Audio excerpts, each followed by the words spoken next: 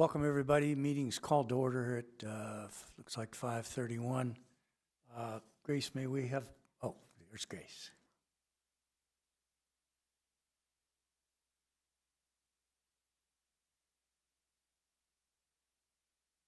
May we have a roll call, please? Chairperson Philip Goldstein. Here. Vice Chairperson Marty Jost. Here. Commissioner Tom Wood. Here. Commissioner Wendy Newland. Commissioner Michael Lowry. Alternate Commissioner Renzo Bianchi. Alternate Commissioner Janelle Mines. Here. Thank you. Commissioners, any amendments to the agenda? No. All right. Janelle, you will obviously vote. Open public comment. This is an opportunity for anybody that wishes to comment on anything that is not on the agenda. There is opportunity on all four of our business items for public comment. Is there anybody signed up or otherwise wish to speak on anything that is not on the agenda? Okay, hearing none, we'll close the open public comment. Commissioner, the consent agenda consists solely of the approval of the February 3rd, 2025 meeting minutes. Any additions or corrections to the minutes? Ready? Okay, hearing none, do I have a motion on the consent agenda? Motion to approve the consent agenda? I have a second? Second. All in favor say aye. Aye. Opposed? Carries on a 4-0 vote. Updates real quickly, Commissioners. I mentioned the council had the first reading of the land use code amendments that we advanced last time. There was, although council typically will have perhaps some preliminary discussion, there was very little bit about lights, but they've advanced this as second reading, which will take place, I believe, next week. So if you're not tuned in or here, at our next meeting, I'll pass along how that went. And the staff asked me once again to remind everybody about our attendance policy. And any other updates anybody would like to throw out here? No? Okay, very good. All right, we have nothing under item 7, regular business. We move on to public hearings. Item 8A, Timnath Shores sketch plan. Lindsay, that is yours.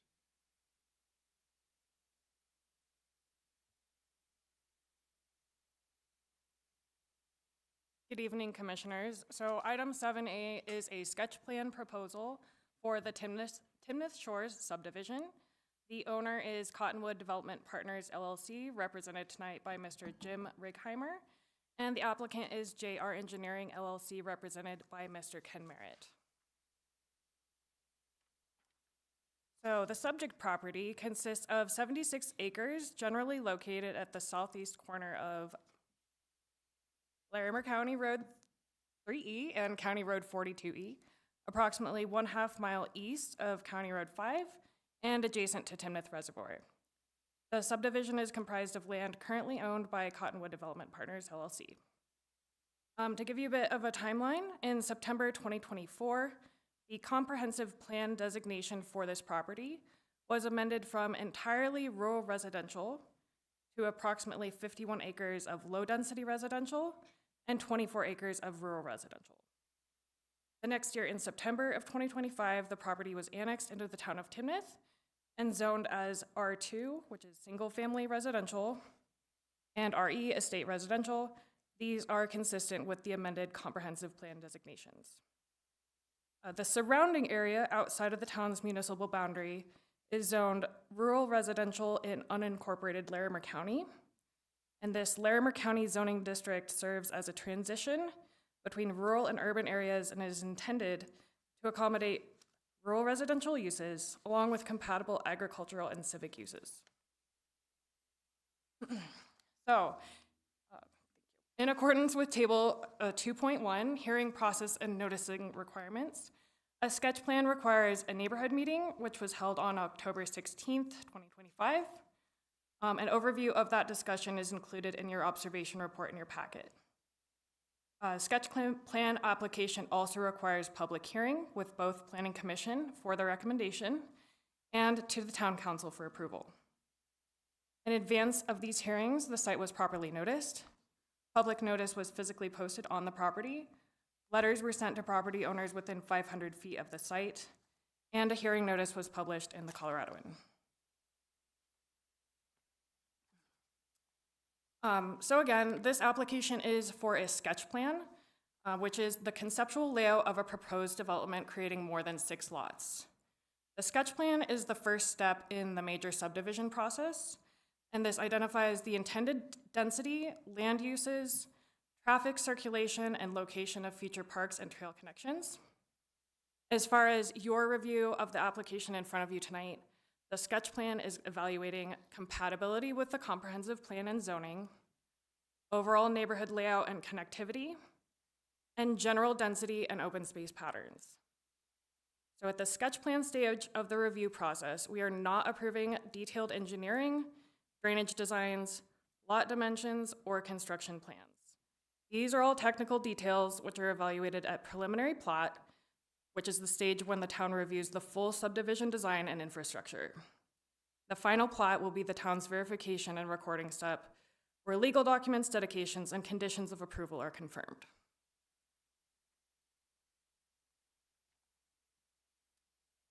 So under the existing zoning, 51.44 acres zoned R2 allow for a maximum density of 4 dwelling units per acre, and 24.61 acres zoned RE allow for a maximum density of 1 dwelling unit per acre.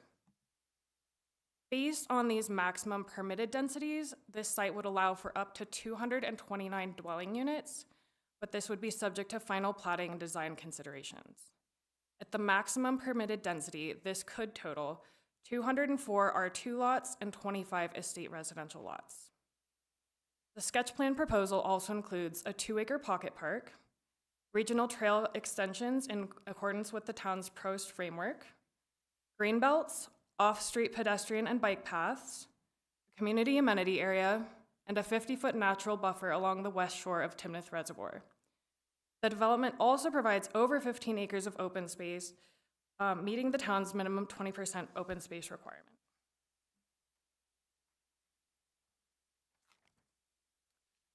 So as previously mentioned, the sketch plan is a conceptual document that establishes the overall framework for future subdivision platting. The purpose of the sketch plan is to confirm that the proposed land use and general development patterns can comply with the comprehensive plan and the underlying zoning standards. The precise location and alignment of lots, roadways, utilities, and other infrastructure will be determined later during the preliminary and final plat processes, and these are subject to further technical review. So, for the review of this sketch plan, we evaluate the application based on these 4 criteria. Criteria 1, the land mix within the project conforms to the town's zoning district map and land use map and furthers the goals and policies of the comprehensive plan. As we discussed, the 76-acre site includes approximately 51 acres zoned single-family residential and 25 acres zoned estate residential, and these are both consistent with the low-density residential and rural residential comprehensive plan future land use designations, respectively. The plan incorporates parks, trails, and open space areas that enhance neighborhood connectivity and link to the broader Timnath community. It also strengthens recreational access to the Timnath Reservoir and includes a range of residential lot sizes that support housing variety and neighborhood character. It satisfies a number of goals and criteria from the town's comprehensive plan, including goals 3.1, 3.2, 3.6, and 5.1, as well as a number of objectives which are detailed further in the staff report.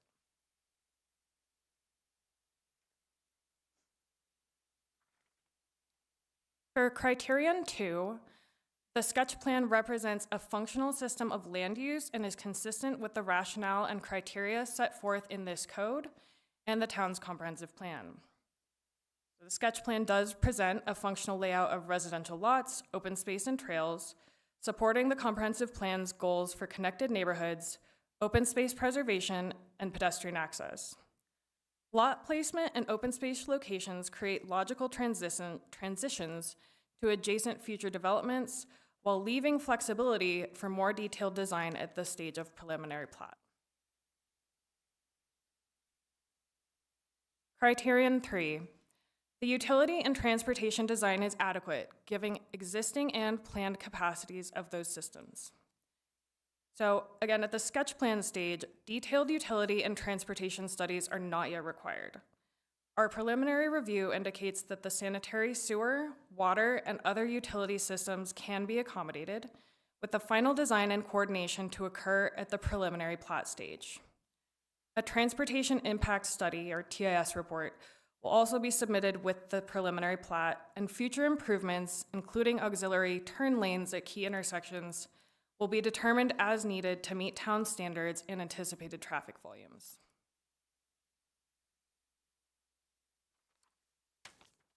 Brings us to criterion 4, which is negative impacts on adjacent land uses have been identified and satisfactorily mitigated. And for this criterion, I would just like to pull up the landscape plan so we can discuss this with some visual context. So throughout the review period of this project, adjacent property owners have provided us with their input on their primary concerns. That would be through neighborhood meetings and also email correspondence. And to bring your attention to some items, the emails have been printed out and provided with your agendas today. So while some of the key concerns require additional technical detail to address and will be reviewed at the preliminary plat stage, however, staff during the sketch plan process, staff and the applicant have taken the following steps to reduce potential impacts to the adjacent properties. And I'll go over a few of those. So first one would be the realignment of County Road 3E. So the roadway is proposed to be realigned to meet the town's engineering standards, improving safety and functionality. The realignment also creates residual parcels of land that can be deeded back to the adjacent property owners and used for additional landscaping or buffering. Additionally, in working with the applicant, we have shifted the northern access location for the subdivision. The primary subdivision access has been shifted north in response to adjacent property owner input, therefore increasing separation from the existing residences, but still maintaining the required spacing from the intersection with County Road 42E.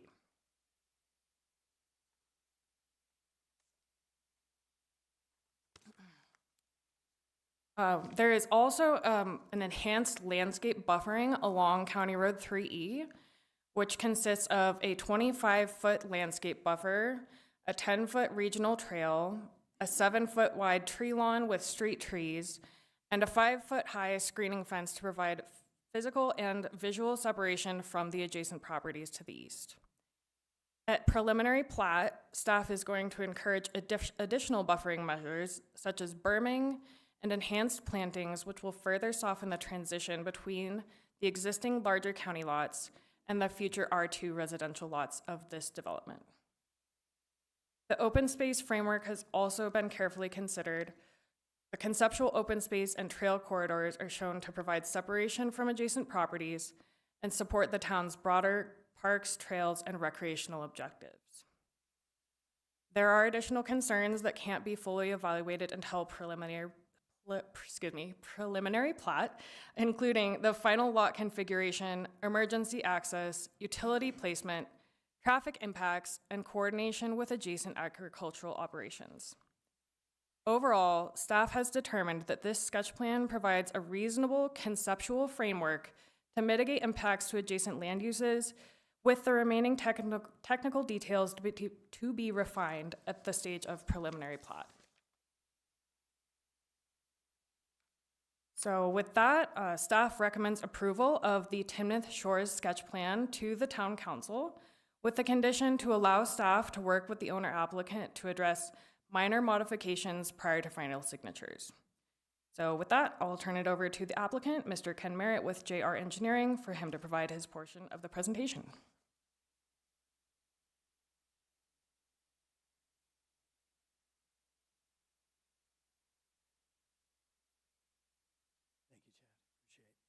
Well, my name's Ken Merritt with JR, Planners, Engineers, and Landscape Architects, representing the applicant tonight, Cottonwood Development LLC. I don't think it's too late to say this, but Happy New Year. This is the first time I've been before you this year, so Happy New Year, everyone. Lindsay, thank you for doing so. Will mine just show up? There it is. Magic. Lindsay, thank you for your introduction. Great job this evening. At the risk of being redundant, I likely will be somewhat redundant, so I do apologize. This is our third time before you on this particular project.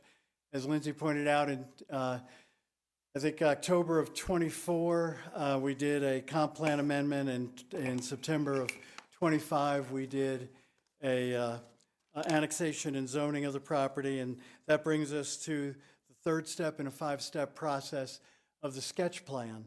So you probably are all familiar with where the property is by now, or certainly will be by the time we come back for preliminary plat and final plat.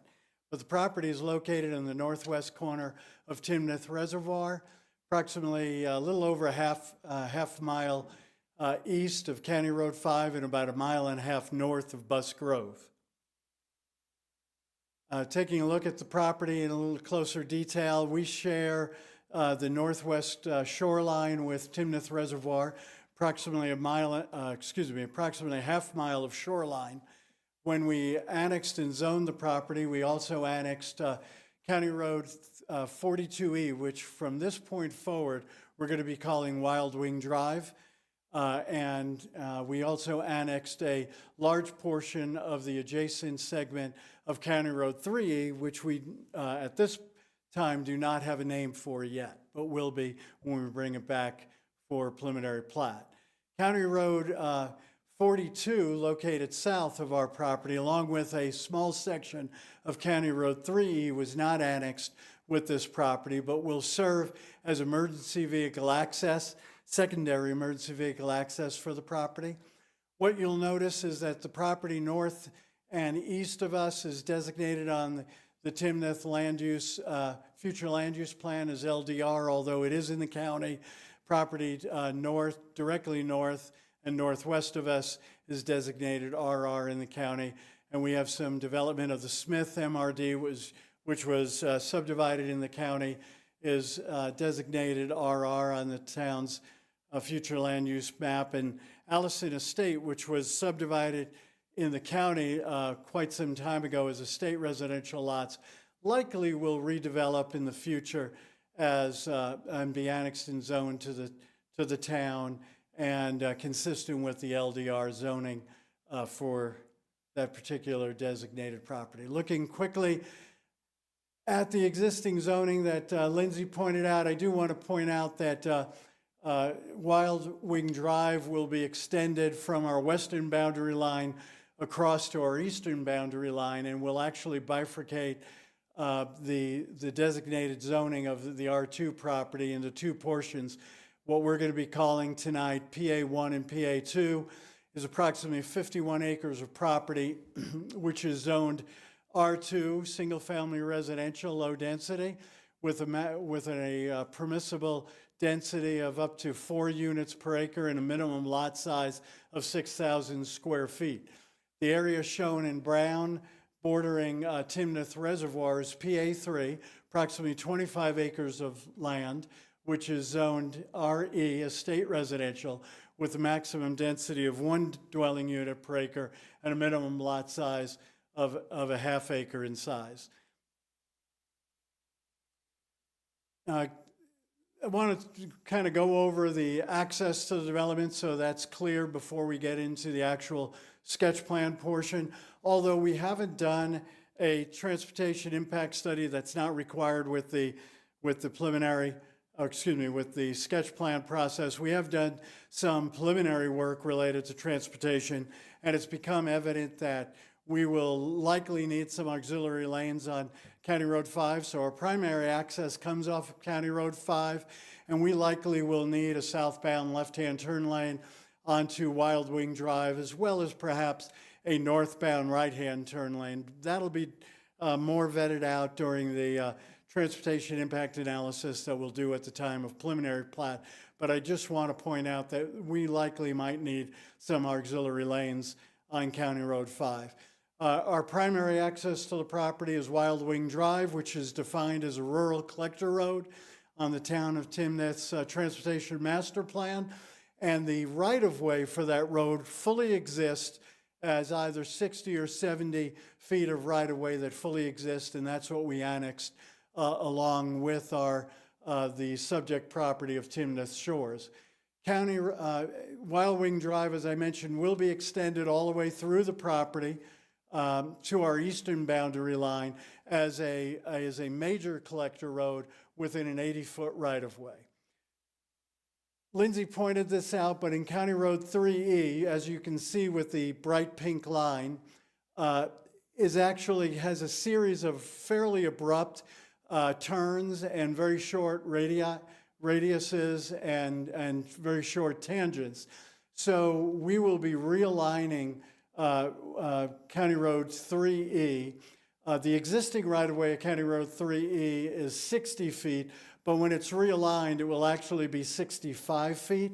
And what I want to punctuate is that all of the right-of-way necessary for the realignment of Wild Wing Drive, as well as widening those portions, of 3E, as well as widening the right-of-way of County Road 3E on those portions that are not being realigned, the entire right-of-way comes from the Timnath Shores property, in that we will require no right-of-way from the adjacent properties to the west. In fact, when that portion of of County Road 3E is vacated, half of the right-of-way per the state statutes will be assigned to those adjacent property owners west of the current right-of-way, and the other eastern half of that vacated right-of-way will be assigned to the Timnath Shores property as well. And as Lindsay pointed out, when we do realign it, we'll be creating some additional tracts of land on the west side of County Road 3E that that Cottonwood Development has offered if the owners are interested, as being deeded directly to them at no additional cost, and will provide some added buffer between the right-of-way, the west right-of-way of County Road 3E and their properties themselves. County Road 42 and a small portion of County Road 3E south and west of our southwest property corner was not actually annexed along with the property. The right-of-way does exist. 60 and 70 foot of right-of-way on County Road 42 already exist, although I will point out, you'll see a red bar on County Road 42. There is an exemption for 30 feet, the south half of that right-of-way, that is exempted, and that's because there are existing structures that exist in that right-of-way. We'll be utilizing 42 only as emergency vehicle access, and we'll be rebuilding 42. We have a couple of culverts across the Cash-La-Pooter Inlet Canal that will have to be fully rebuilt to meet the standards for carrying capacity, as well as a new box culvert across the Lake Canal. And we'll need to rebuild County Road 42E, perhaps not as a paved road, but as a satisfactory road to make sure that it can handle 80,000 pounds of carrying capacity as required by Pooter Fire Department. The box culverts will also be designed to handle that load, so that when future development, perhaps of the Allison Estates or the property south of County Road 42 develop, those culverts will be designed to their ultimate design capacity, both from the standpoint of carrying the flows through the canals, as well as being able to handle 80,000 pounds, which was adequate for a fire truck as well as for other vehicles. This is a zoomed out picture of the overall sketch plan. We'll be zooming in just a little bit. Our main road takes access off County Road 5, as I mentioned, Wild Wing Drive. It'll be a designated rural collector road. We'll talk about the details of that in a moment. And then that portion of Wild Wing Drive that passes through our development, which actually bifurcates the R2 zoning district into PA1 and PA2, that portion of roadway will be a major collector road within an 80-foot right-of-way. And as you can see with the bright blue line on the western boundary of our property, that is the realigned, proposed realignment of County Road 3E as a minor collector road within a 60-foot right-of-way. And once again, none of the realignment or widening will require any participation with those properties to the west. All that land, approximately 2 acres of property for the realignment, all comes from the Timnath Shores development. As I mentioned, just zoom in to this now, and we'll take a look at the actual development parcels of PA1, PA2, and PA3, which make up the proposed sketch plan. PA1 is created by virtue of extending Wild Wing Drive through the property. It's approximately 9.5 acres of property zoned R2, maximum density of 4 units per acre. Theoretically would generate about 38 dwelling units. Now, it's important to point out that the sketch plan, one of the primary intents of the sketch plan is to determine compliance with zoning, with land use, with intensity of development, as well as circulation and open space requirements of both the comprehensive master plan and the zoning requirements of the town. And as Lindsay pointed out, this plan does meet those requirements. PA2 is approximately 41.6 acres of property, also zoned R2, with a density allowance of 4 units per acre. Could generate up to 166 units in dwelling units. And PA3, which is the estate residential component of the development, is required to be no more than 1 unit per acre, but does allow for a minimum lot size of ½ acre. Now, with these 3 planning areas, that would technically generate about 229 dwelling units on the site and a density, an overall density of 3 units per acre. If you take a look at the land use data on the left-hand side of the image. I do want to point out that the minimum open space requirement per the zoning district is 20% or 15.2 acres. But because of many things that we're doing on this project, enhanced buffers along County Road 3E as well as along Wild Wing Drive, a 50-foot natural area habitat buffer around the eastern and southern margins of the property, we actually have approximately 25 acres of open space, or 25% open space and 19 acres of open space on this sketch plan. Now, the reason I bring up theoretically we could achieve 229 units, given those extraordinary things that we're doing with buffer yard landscaping, the natural habitat buffer, increasing our open space requirement to have a significant amount of off-street pedestrian walkways internal to the development. We will not be achieving 229 units. It'll be significantly less than that, I believe, probably somewhere around 20 to 25% less than that overall. Now I'm going to walk you around the site, talk about some of the physical improvements that will be made at kind of at a broad scale nature, since this is only a sketch plan. And we'll kind of walk around the western part of the site first and then look at the eastern side of the site. Starting at the upper left-hand corner of your image, you'll see Wild Wing Drive, which I mentioned is a rural collector road. It'll be a 36-foot pavement section with 12-foot through lanes, 1 in each direction, east and west, 6-foot paved shoulders, and it'll have a borrow ditch on both the north and south side of Wild Wing Drive all the way to County Road 5. As Wild Wing Drive enters the site on the west, it'll be extended all the way to our eastern boundary. It too will be a 36-foot roadway section.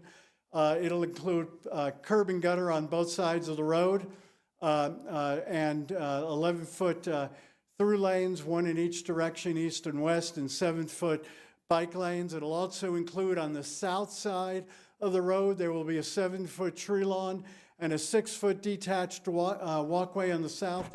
And on the north side, it'll actually be increased. There'll be a 10-foot tree lawn, and it'll be a 10-foot segment, approximately a quarter-mile segment of regional trail that will be developed on the north side, consistent with the town's trail master plan. And there'll be a larger landscape buffer on the north side as well.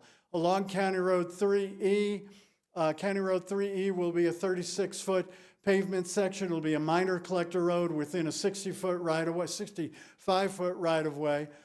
It will have two 11-foot through lanes. On the east side of County Road 3E, there will be curb and gutter. On the west side, it'll be a paved shoulder and a drainage borrow ditch to comply with the drainage that occurs west of the current roadway, County Road 3E.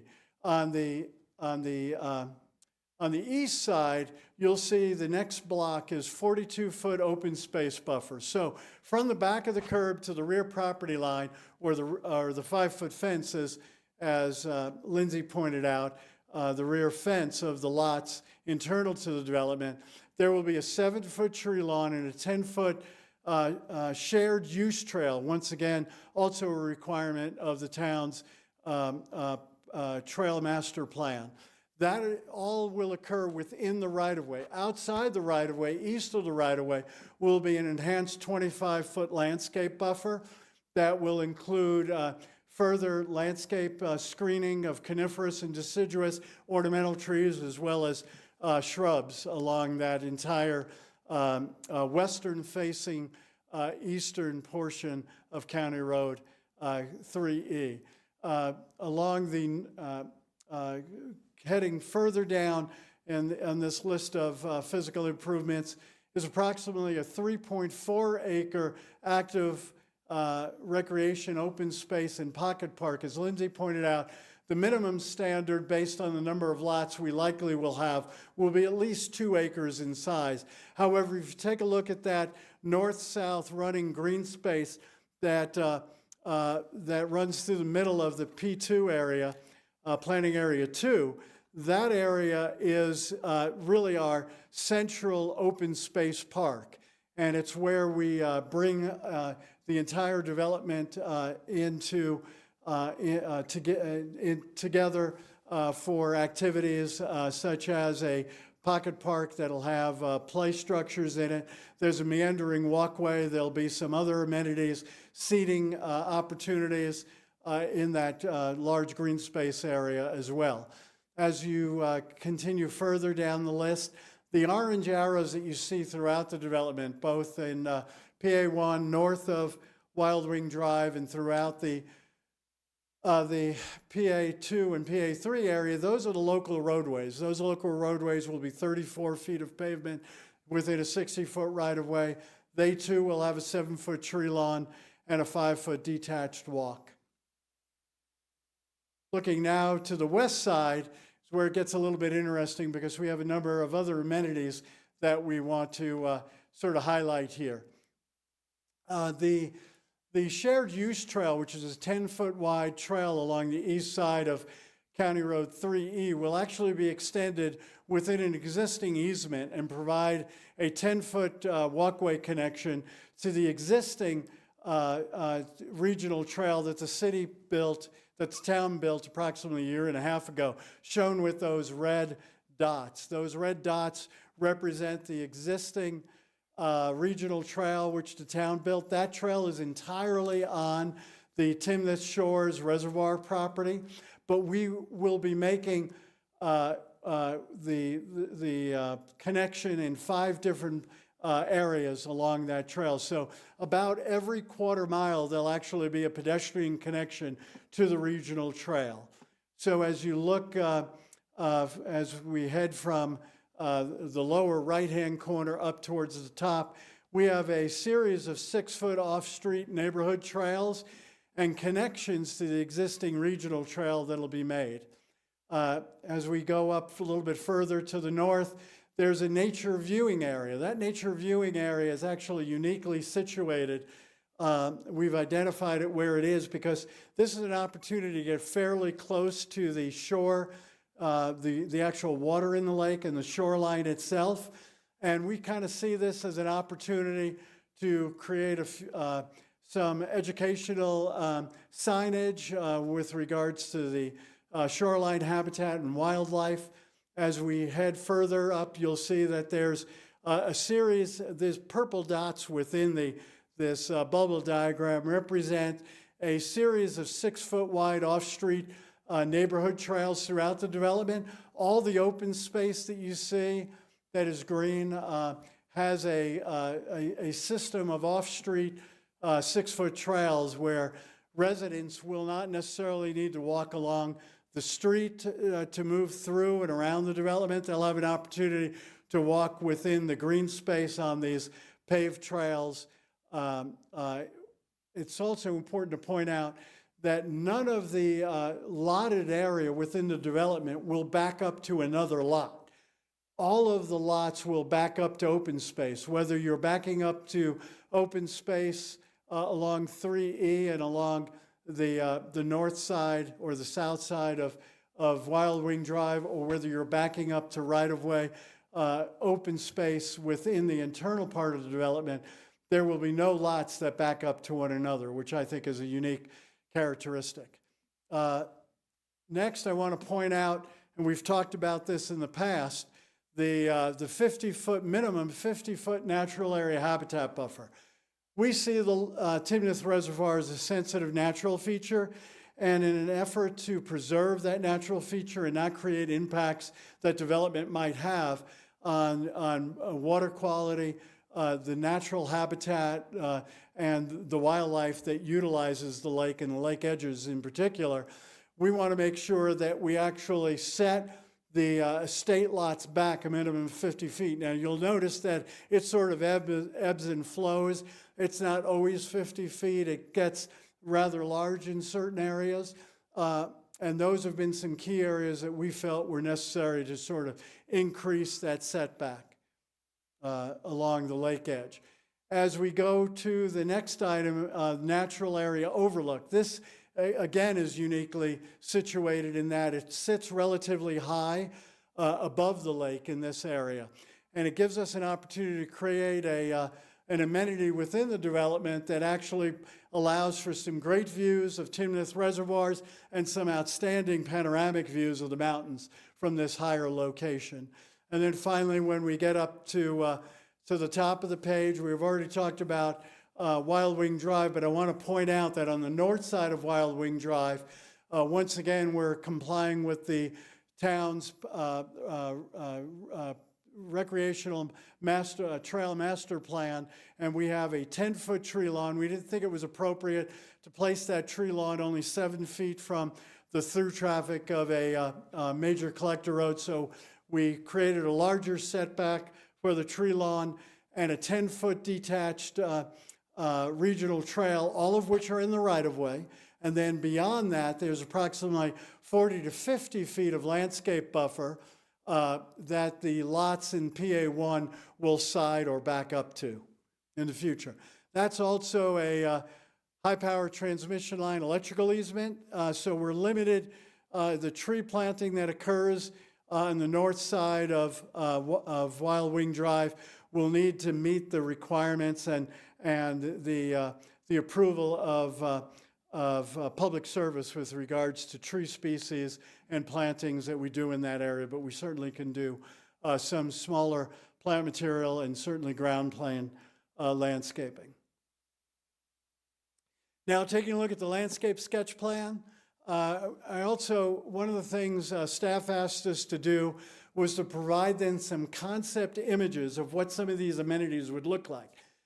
Now, it's important to point out that these concept images are not necessarily what we will be designing in form, and it is intended to give you a sense of quality and character of the amenities that will be on site, but not necessarily the form of those amenities, the materials, the colors, and the like.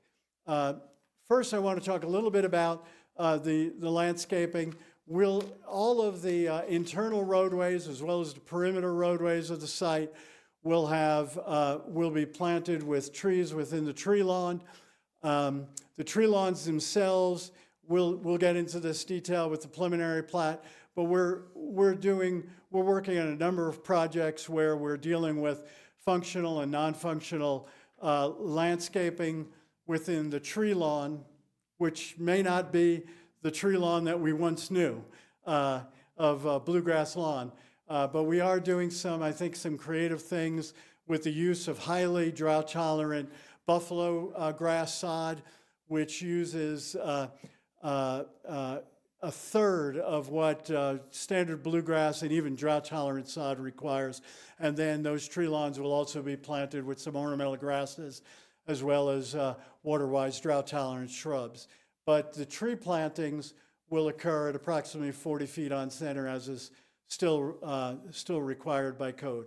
Taking a look at A and B in the concepts to the right of your image, that's that 3.4 acre active open space area in Pocket Park. And to kind of give you a sense of what that would include, it'll be a significant tot lot area. There'll be play equipment. The play equipment will be designed to gear towards 2 to 5-year-olds and then 6 to 12-year-olds, and likely will occur in a rubberized protective surface. C is a gathering pavilion that we're proposing, and that's kind of at the crossroads of two major intersections of the 6-foot pedestrian walkway. We see it as a kind of a simple structure of steel and wood. There'll be some hard pavement underneath the structure itself. There'll be picnic tables, some seating opportunities, bike racks, perhaps barbecue grills at that location as well. Moving on to some other amenities. We already talked about the 6-foot off-site neighborhood park, but I do want to point out that that will be a walkway that sort of, when it can, it'll meander through the native open space, native landscape area of native grasses, some ornamental grasses and water-wise plantings, but there also will be some opportunities for active play area on irrigated turf, and we would propose using a buffalo sod, which has been widely used lately on some sports fields. It's showing really well, uses significantly less water, and but it still gives us an opportunity to create some areas for kids to play, throw the frisbee, play football, have a catch with mom and dad. Looking at E, the nature viewing area, we want to get people down close to the water's edge. We kind of see this as an opportunity to place some large boulders for seating, maybe some crusher fine area, and then maybe 2 or 3 interpretive graphic signs describing the shoreline habitat and the wildlife that relies on that shoreline habitat for existence, and maybe some other ecological related things. So an opportunity to create a little bit of education as well associated with that. And then finally, as we head up to the natural area overlook, again, it's a great place to see all of Timnath Reservoir, and to offer some seating opportunities, maybe a gas-fired fire pit that could turn on and turn off automatically. Again, some boulder seating, but maybe some formal seating as well. So that kind of gives you an idea of the quality and character of some of those amenities that we intend on inserting in this development. so that it provides some of those other accoutrements that are talked about within the town's comprehensive master plan. And then finally, I want to talk a little bit about what we're doing in the way of added buffers. We've had 2 neighborhood meetings, and the neighbors to the west have all voiced some concern about buffering, providing adequate buffer along along County Road 3E and its alignment. So once again, we have 42 feet to work with from the back of the curb, with tree lawns that'll be heavily planted with trees along that area. The shared regional shared use trail, and 25 foot of landscape buffer. And if you take a look at that picture up top, this is a project in Loveland that I did.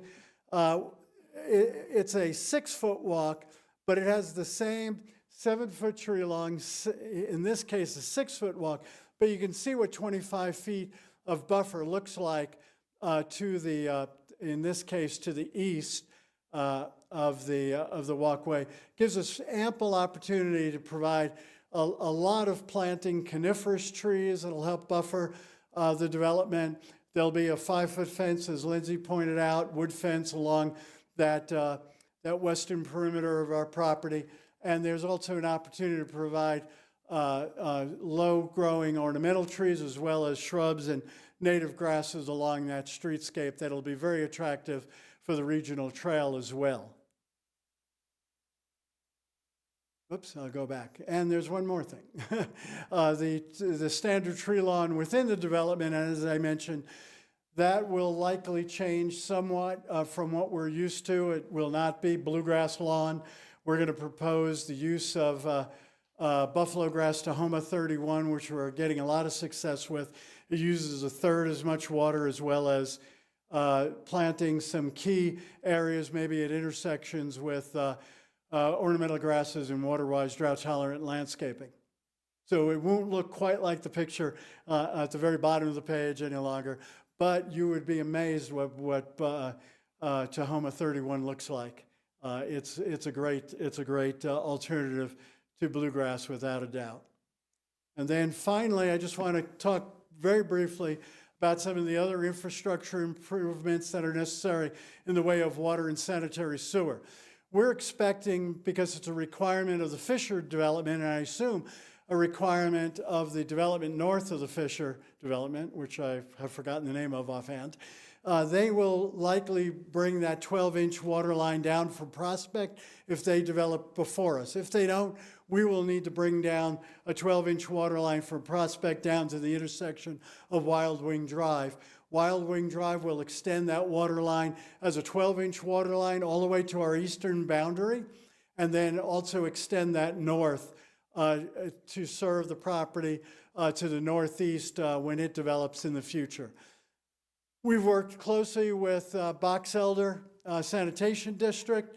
Box Elder Sanitation District has already designed the sanitary sewer interceptor, 27-inch sanitary sewer interceptor that goes west of County Road 5 to I-25. That's already designed, and that easement's already in place. And they're excited about this project because it allows them to actually extend that further.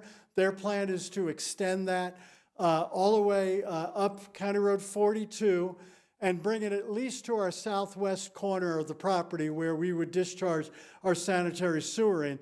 However, which by the way, they want to design and build that interceptor entirely themselves. So it will not be part of this project as part of our on-site or off-site construction plans. They will be designing that. But we are providing them actually, County Road 42 provides them the right-of-way necessary to bring that in. We will be designing the box culverts that go into the 2 ditches that currently exist, the Catch-La-Poudre Canal and Lake Canal, and they'll go underneath that. They'll extend that to our southwest property, and then we're providing them a 30-foot easement all along the margin of our property that will allow them to bring that sanitary sewer line to the northeast corner of Wild Wing Drive to eventually serve the property that's designated LDR on the town's future land use plan. That would be the property north and east of our development. And then someday that may get extended further to where Wild Wing Drive currently terminates within the Wild Wing subdivision. So I want to say thank you. Thank you for the extra time today. It was a little bit long, and we appreciate your consideration of the project. I'm happy to answer any questions. You've outdone yourself on your thoroughness, sir. I salute you. If council ever adopts, Carolyn, a filibuster rule, there's our quarterback, I can tell you for sure. I was going to ask for more time, but I thought you might say no. Now, I will note, while everybody takes a breath here, especially you, and with no notes too, I know. No offense to any other developers, you're the only developer I know that can successfully use the word bifurcate, not only once but twice. But I got to say, it's the plural of radius is radii. Radii, that's true. Thank you. I just Radii. all right. Thank you for Nice your job. correction. Duly noted. I won't make that mistake next week at town I know council. you won't. It'll be stuck in my head. I know you won't. Okay, everybody's caught their breath here.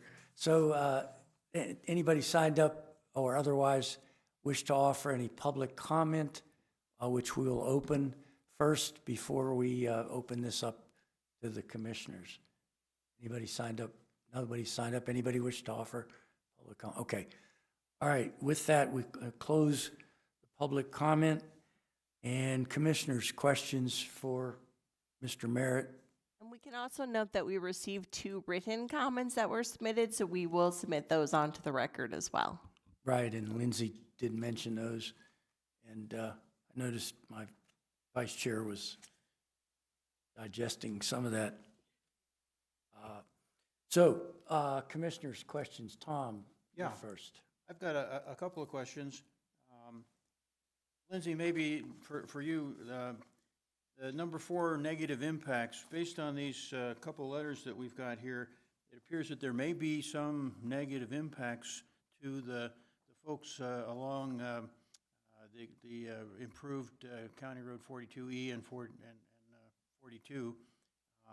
I think that staff needs to address those before this is all closed. I know that you said that there were no impacts, but it looks like there may be some impacts. You're correct, Tom. There are a number of impacts to the adjacent property owners. However, a lot of these are issues that we can't refine during the sketch plan stage of review, especially where we are talking about the design of those culverts, the nature of the roadway and the emergency access gate. These will all be details that we will be able to refine at the next stage of this development review. And that's great. And then a question maybe for Ken. These box culverts on particularly the Poudre Canal, replacing that old wooden bridge and the lake canals, those are significant structures. Will they be done before any of the construction or development of the property? Well, they'll be done concurrent. Those 2 box culverts that have to be made will be done concurrent with the development because we'll need secondary vehicle access, not only for the residents, but also in order to provide a level of safety during construction of the site. So it'll be one of the earlier things we do. The box culverts that exist on Wild Wing Drive to the north are adequate the way they are, it appears. So those were designed. We'll have to do some further analysis of those, but the ones that we'll be building along County Road 42. I do want to point out that 42 will eventually become a fully paved roadway section. When development occurs adjacent to those properties, adjacent to that roadway. And then I do want to point out also, as it relates to the impacts to the development to the east, the realignment of the roadway is a big part of mitigating some of those impacts, and the substantial buffer that we have on the east side with landscaping and the opportunities for landscaping that exist in that 25-foot buffer are more than adequate for this situation. Plus, we're going to be creating fairly sizable tracts of land on the west side when we vacate the right-of-way.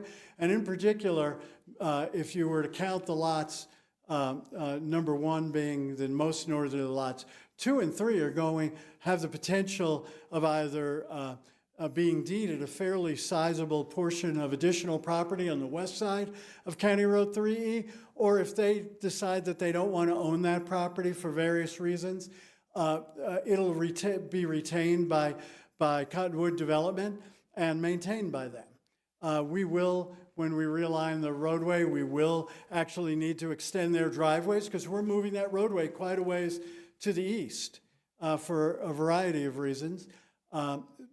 So I feel like we've actually gone a long way with trying to address their concerns. And I think another added concern has to do with the density. This development will not be a 229-unit development.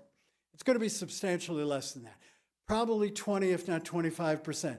I envision the actual number of lots being somewhere between 175 to 180 units. That's a substantial reduction in what's permitted with the zoning, and that's because of what we're doing. These added buffers that we're putting along County Road 3E and along Wild Wing Drive, the 50-foot natural area buffer around the perimeter, the increase of 4 additional acres of open space, the large public park that'll exist internal to PA2.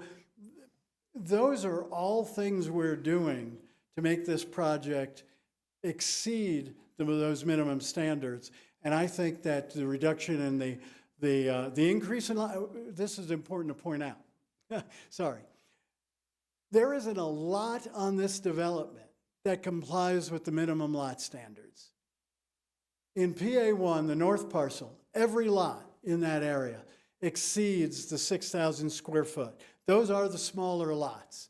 In PA2, every one of those lots exceed the minimum standard. In fact, the average lot size in PA2 is well over 8,000 square feet in size. And the lots vary between 20 to 25% bigger than that minimum 6,000 square foot. We heard the neighbors. They told us they were concerned about the density. They told us they were concerned about minimum lot sizes being 6,000 square feet.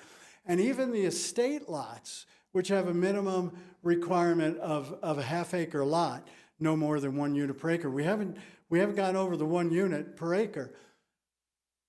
We have actually probably 2 or 3 fewer lots there because of the natural area habitat buffer and all these pedestrian connections we're integrating into that area.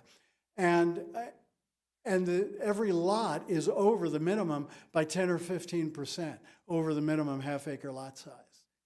I think that's great, Ken, but I do want to make sure that old wooden bridge is replaced before we put the first stick of wood on for these houses because of a safety concern. Yep. I'm really concerned that 42 is currently not passable whatsoever, and until that box culvert is put on the Poudre River Canal, I don't think it's going to be safe to build anything over there. Mr. Commissioner, you're absolutely correct. It's going to be part of our preliminary plat submittal, and it will be one of the first things built because obviously we need to make these roads passable not only to residents but also for construction. Also, you have a lot of these natural areas, the overlooks and so forth. I think certainly before you do your next submittal, consider, are you going to have any parking at those areas so that people can actually go, or do you have to walk from some distance away? I think that's something to be concerned about. And I also see you have a lot of things along the water's edge. I don't know if you're considering any public access to the water, but the water is not owned by the town. It's owned by the ditch company, and you're going to need some sort of approvals from the ditch companies in order to have something come right up to the edge of that water. Yep. Well, we're not going to actually leave our property with any of these improvements. Let me back up a second to your parking issue. There is no parking associated with these amenities, and that's because no separate parking lots. And that's because the street is intended to be parked on. So anybody who doesn't want to walk there or bike there on these trail systems, we have 1.5 miles of off-street trail. You could get to every one of these with only crossing a street, not having to actually walk on the walkway adjacent to the street or be on a bike on the street. So we kind of see it as a walkable neighborhood, and that was intentional as part of our design. We wanted it to be walkable, not only for the residents, but also for the public that comes in. The public streets are intended for the public, and the public can park and go to these facilities. We're not limiting it. They're as open to the public as anything. With regards to going off our property, the only thing we will need to do is get approval from the Timnath Reservoir Company to actually allow us to make a physical connection from our property to the walkway, to the regional walk, which is actually on the Timnath Reservoir property. Now, that separation is actually quite minimal. It's anywhere between being almost on our property to only being several feet from our property. So it's not as though we're looking to extend a walkway 15 or 20 feet onto their property. But we don't see any of these elements being actually on the reservoir property, just taking opportunity with being close to the water, close to the habitat, and the shoreline habitat that exists. Fair enough. As a more of a senior citizen who doesn't probably walk as many miles, it's nice to have parking close by to bring the grandkids. Absolutely. Those are my comments. Janelle? Artie? Okay. So I guess my concern about the nature overlook, and nothing to address here, just cautionary, that when we build these overlooks or the observation points, we just need to be careful of how close we get, because I've lived out there longer than anybody, and I know most of the nesting grounds along the whole North Shore, which were most of the nesting grounds out there, have been destroyed. And so I'm kind of sensitive that let's not pressure the little bit that we have left out there. That's a very good point. In fact, one of the things that I've talked with our client about, Cottonwood Development Company, is maybe trying to restore some of those nesting by putting up nesting poles and boxes.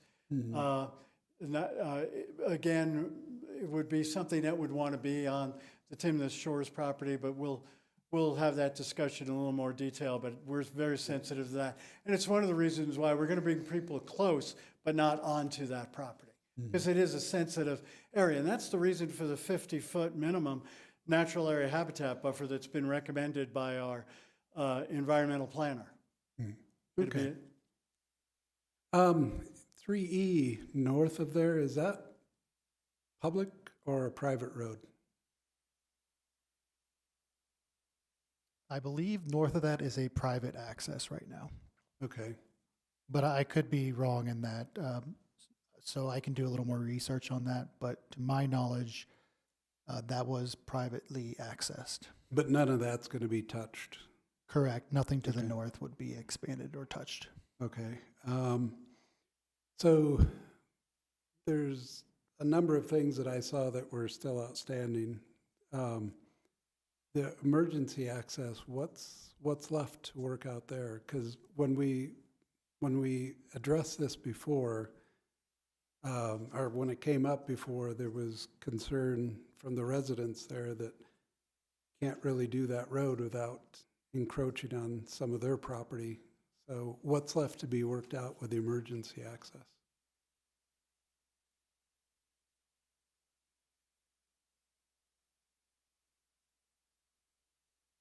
Well, we need, thank you. One of the things I found by attending some of these remotely lately is unless you're talking right here, if you're going like this, nobody can hear you. Okay, I'll keep that in mind. Sorry about that. One of the things that we really do need is a traffic impact study that is not generally requested at the sketch plan phase, or sketch plat sketch plan phase, excuse me. Typically, we'll see that in the preliminary plat process. And the development team has already reached out to Public Works and Transportation to understand what that scoping meeting, that traffic impact scoping meeting is going to be, and that's when we'll start seeing most of the requested improvements to additional roads if needed. Mhm. So is it still something where to make that road, that emergency access, that we're going to have to get land from somebody? No? No, there's no need. The right-of-way for 42 exists. It's 60 to 70 feet of width. But as I pointed out, there's an area, and I can go back, that has an exemption to the right-of-way because there were existing buildings in when the county established the right-of-way on the county's road reviewer reports. And there were some right-of-way dedicated with the Allison Estate development when it developed in the county. They had to dedicate some additional right-of-way. So the right-of-way exists, and what we need is a 20-foot travel area for a fire truck. So that road as it exists now, somebody pointed out that it's not passable, and we understand that, has to be totally rebuilt. Now, it may not be rebuilt as a paved road. It may be able to be rebuilt as a recycled asphalt road and provide adequate carrying capacity for a fire truck. But then additionally, we've got the box culverts we've talked about. That fully exists. And I do want to make one correction, if I understood the comment, Commissioner Jost. County Road 3E is public right-of-way. It's public right-of-way. It may be privately maintained, as are many roads in the county, that when development occurs on an MRD, there's a responsibility for those owners of the MRD to provide maintenance on that roadway. But it is a 60-foot county right-of-way. And we're maintaining some of that right-of-way. We're going to be replatting it in its entirety and then obviously relocating it as necessary. So unless we determine, and as Vincent, I'm sorry, Vincent, I don't know your last name, I apologize. We actually have set up a what we call a scoping meeting, transportation impact scoping meeting with Vincent. I believe that may be tomorrow, to take a look at what intersections we're going to analyze. We've already done a good deal of work, and it appears as though Wild Wing Drive will suffice as our primary access, given the somewhat limited number of units that are here and the fact that Wild Wing Drive doesn't extend beyond the eastern boundary of our property. So the only people using that road will be the people in this subdivision. Okay. And then, One second. Jim, I'd be remiss, I wasn't waving you off. Was there anything, you don't have to, was there anything you wanted, you seem to want to add something, I just didn't want you to do it from your I seat. apologize for speaking up there. About that particular issue. Yeah. Sorry. You can kind of see it here where it goes across the ditch, the red line is. Remember, there's a 60-foot right-of-way already there, but half of it can't be used, means you have 30 feet left. When anybody goes over there, the road goes farther south, so people think it's going around. It's not. We actually have to build it straight across and build up a road where the actual right-of-way already is. But when you go up to it, you think it's going over to the left, and that's why people think it's affecting their house. So it's just a perception thing. It's totally has 30 feet. It has 60 feet, but 30 feet we can use today, which is more than enough for the emergency vehicles. Sorry to interrupt. that's all right. We don't need any other right-of-way. Champing at the bit back there to Thank you. mention something. Go ahead. And I will add that we'll actually be gating that off, both probably east, let's call it north of the Poudre Canal will be gated off, emergency vehicle access only, and then probably just west of the Lake Canal, it'll be gated off and say emergency vehicle access only, and we will not be disturbing the access to the residents that exist south of that right-of-way. Okay. And then what I read in here, and then the input from somebody, there's some, on the agricultural operations around here, there's some things to be worked out yet, which I can imagine are not going to be simple. Again, with the conceptual nature of the sketch plan review, these would be additional questions that would be refined during preliminary plat. So unfortunately, we will have to wait till the next stage of this project to get those answers for you guys. So, there's some things there's always some things we can do and things that can't be done as it relates to adjoining property owners. And a certain amount of issues related to, there was always perhaps going to be something built there, assuming the comp plan was changed and it was rezoned.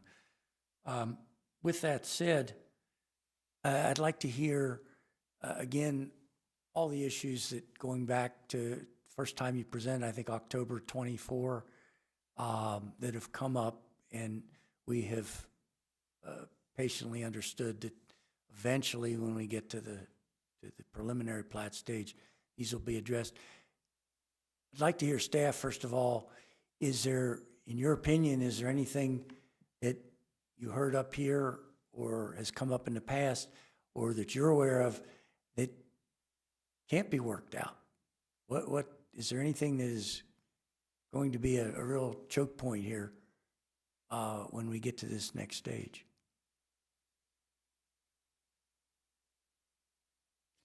That's certainly difficult to answer without knowing fully exactly what some of these studies will show, TIS and other things being required, but a lot of these are associated with concerns over traffic and other things that we will evaluate and ensure that needed access is provided if there's greater than what is proposed here, and will be fully evaluated.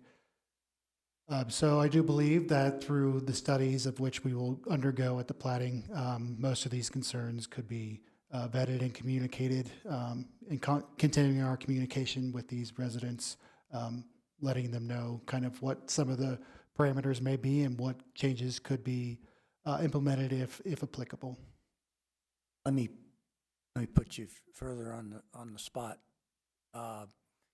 What's an example of something directly or indirectly related, preferably directly related to these remaining issues? What's an example of something that might cause this whole thing to go off the rails if it can't be resolved? Off the rails in the sense that it would not be developable? Yeah, in the sense that it's a major thing. Is there anything that could really disrupt this among the things that have yet to be reviewed and considered, especially those things where you're waiting for more information? I'm not sure I'm able to answer that at this time. Again, yes, we will have to evaluate for the service of utilities, access, transportation. Those are pretty big items within a development. But without knowing more information exactly on the impacts, I don't know if I can answer that question. Okay.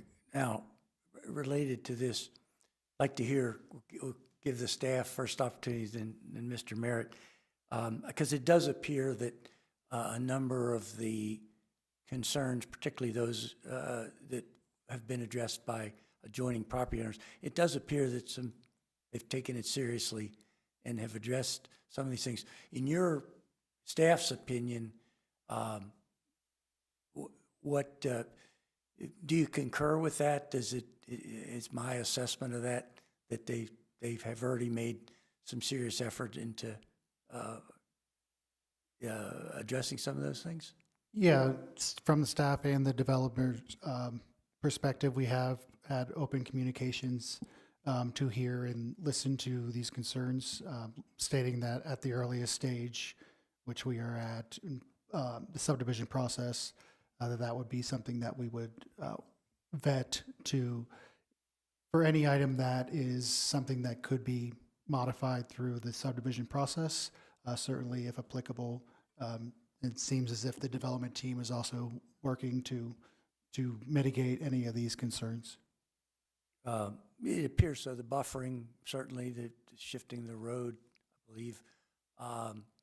So, and we realize, as I said, if I wasn't doing a good job of it, certainly not everything can be addressed. If I was a rural property owner, I would always be hoping that nothing would ever be built on any of the other property. But so, Ken, obviously you feel you have. What could you just real quickly again enumerate the things that over the last 2.5 years, that came up? You've heard open meetings here. You've heard from neighborhood meetings, and you and Jim, very briefly, address those concerns. Which ones have you addressed? I think the main thing to look at for the 3 neighbors that are to the west of us is understand these people have 2 to 4 acre parcels. That is actually like the High Point Ridge going through the whole town. They have phenomenal views to the west of the mountains. So any development that happens next to them would be impactful. And so from the beginning, we went ahead and said, you know, even though around us was all 6,000 square foot lots or whatever could be allowed, we went with the larger lots around the lake. We did the 50-foot buffer. So before we even came to you, we already started looking at doing that. But as far as the impacts that we did, the biggest one was density. You'll see when the plan, this process is kind of strange because we can kind of have a sketched out plan. We can show you some lot sizes, but we can't do it yet. But we did bring the density down and we made the lots bigger. So, you know, we're not packing up a bunch of smaller, not smaller, regular size legal lots. We didn't do that. We made them bigger, and we literally put a 50-foot buffer between the back of these houses and theirs. And those parcels that we talk about deeding to them, just to get a concept of how big it is, whenever you look at these maps, you know, a little pencil is 50 feet wide. They're over an acre of land we would be deeding to 2 property owners, 1 acre each, which is more part of the buffer. So we think that we've, you know, pretty much solved that in there. We'll continue to work with them. There's discussions about they'd like to go underground with their utilities because their utilities are above ground. We would work with them with designing our system so they could tap into, which would be a really big deal, especially for one of the property owners bought the rest of the property in the area, and that could take the power lines down for him. So we'll continue to keep on working with people, but it's a big deal for somebody who has their house up there. There's a track going next to them, and you have to be respectful of that. What could you elaborate? Hey, Carolyn, I was going to look over to this deeding of these properties. Maybe you're hearing this for the first time. Anything you could share that, in simple terms, that I can understand the impact of that or the benefit of that? Sure. So it usually would not be part of our development review to approve a private agreement to deed property to an adjacent property owner. In addition, the vacation of the public right-of-way, of course, has to come before council as a separate action to vacate that public right-of-way. But should we not have a public use of the road once it's relocated, I think that council would be amenable to vacating that right-of-way.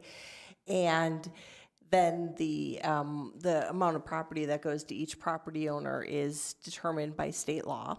So their agreement that they would offer to deed some of the property that returns back to the developer to the property owners to the west would be a private agreement.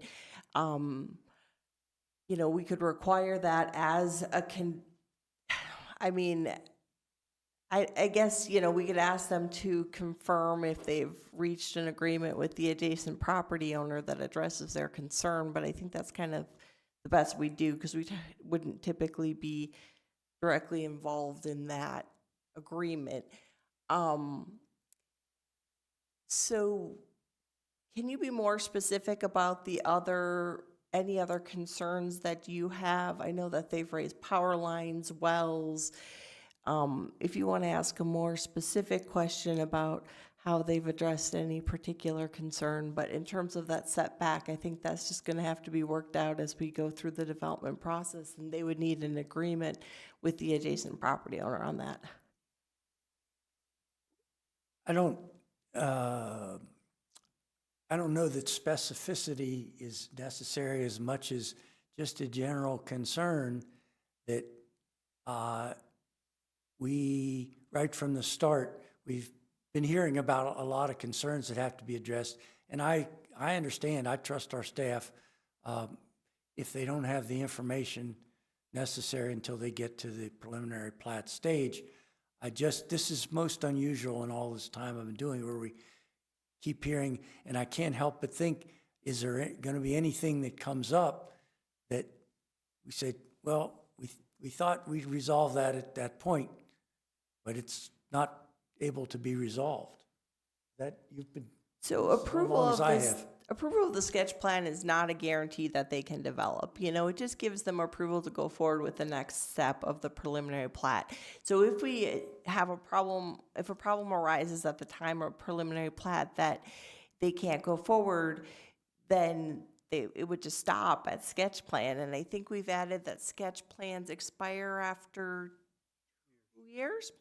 Okay, so they've got 2 years to move forward with the preliminary plat. So if they're not able to do that, if a problem comes up, then they would have to start over.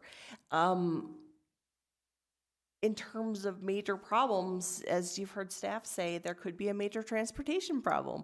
Well, then, you know, they talk about, okay, do the streets need to be wider? Do we need to have different exit points? Do we, you know, how does that affect, you know, the entrances of the other properties?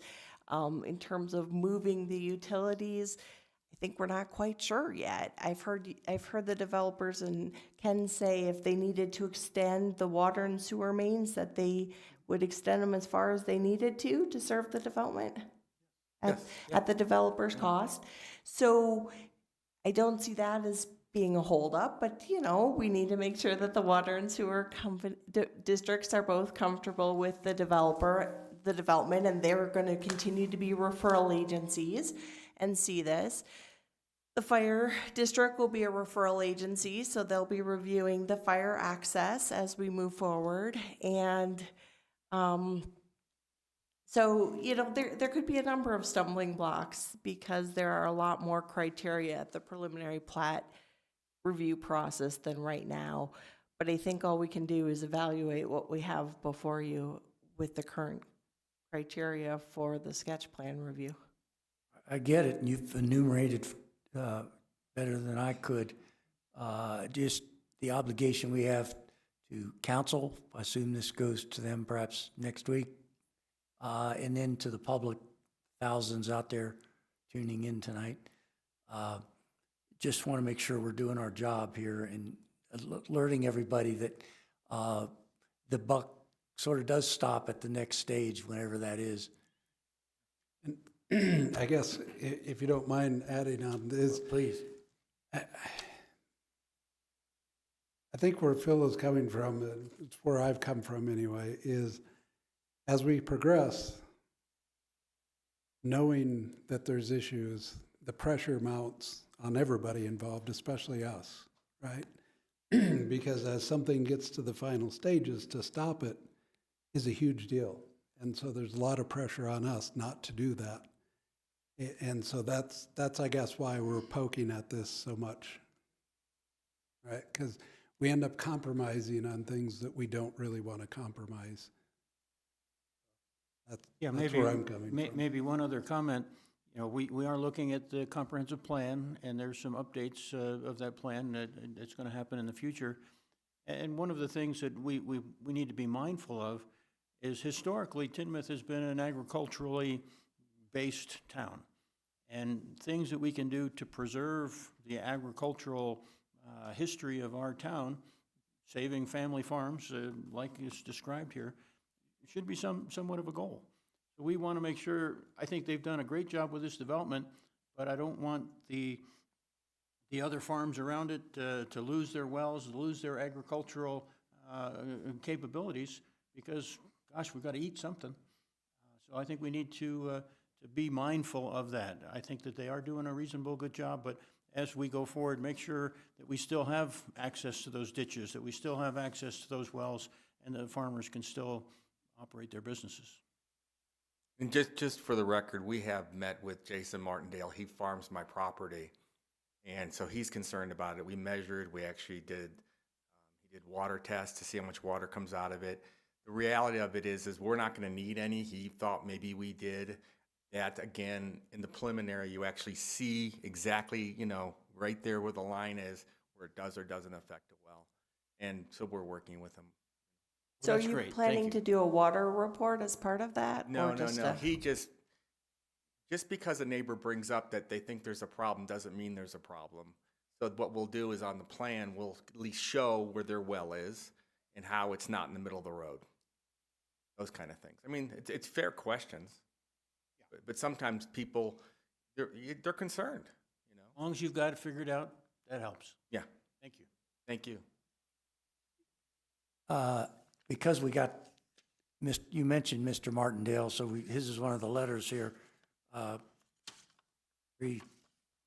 Almost 3 pages, single space, so we didn't have a chance to digest it before the meeting. Staff, is there anything, if you had a chance to read this, the only one thing that stood out was mentioned something about needs to be addressed now. And again, I'm not, as I said a couple times before, not necessarily agreeing with something, especially when we had a chance to vet it. Is there anything about his concern, his statement, this needs to be addressed now before any forward movement regarding Timnath Shores? Yeah, so I've had multiple communications with Mr. Martindale in person and via email. And so he is understanding of where we're at in this stage and that some of his concerns fully cannot be addressed without future understanding either by reports, platting, or other studies at the next stage. So he was understanding of that and acknowledged where we're at within the process. Anything that were to occur on any of the adjacent properties that were a fault of development of this, we would look at that as being something that would need to be rectified if there were actual negative impacts caused to these adjacent properties. So we will look at that as we do the platting stage for compliance with those standards. And not to prolong this too much longer, we do have other items on the agenda.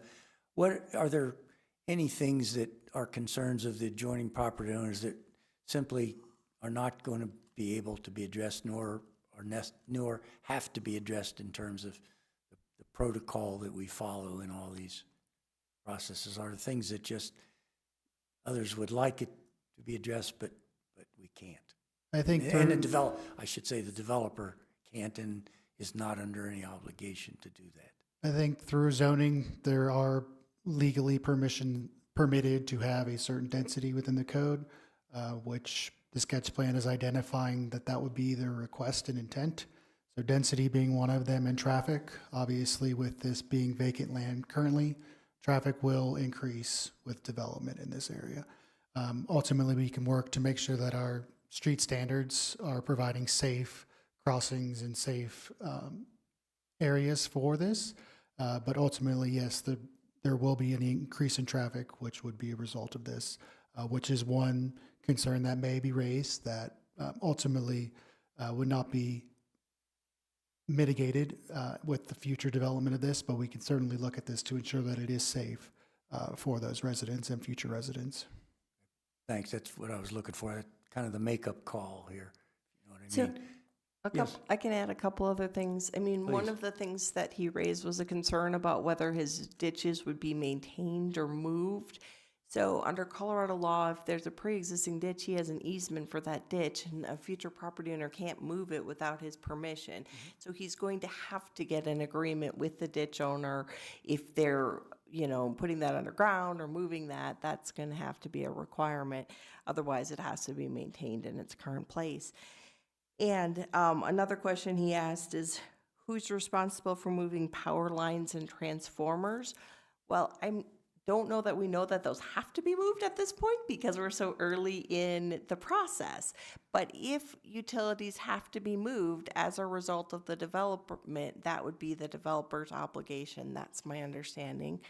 And so In terms of the wells, I can't speak to whether this would have any impact on wells, but that's something, that we can look at as we move forward. But to answer a couple of the other questions, if those are requirements to move those existing utilities, that would be part of the developer's obligation. Thank you. One last thing, unrelated to anything else. Mentioned, Ken, you mentioned the possibility that there would be, out on County Road 5, there might be necessity of turning lanes and such. Staff, what that would seem to be, and I thought that was always a responsibility of the developer, that would seem to be a certainty, wouldn't it be, in terms of turning lane Once again, that's what is the purpose of the TIS report. So that's going to tell us the size and impact of any auxiliary lanes needed for this development. Is that likely to be a requirement of their report? Often as not with the development with 170 to 100, 175, 180 coming off a two-lane road.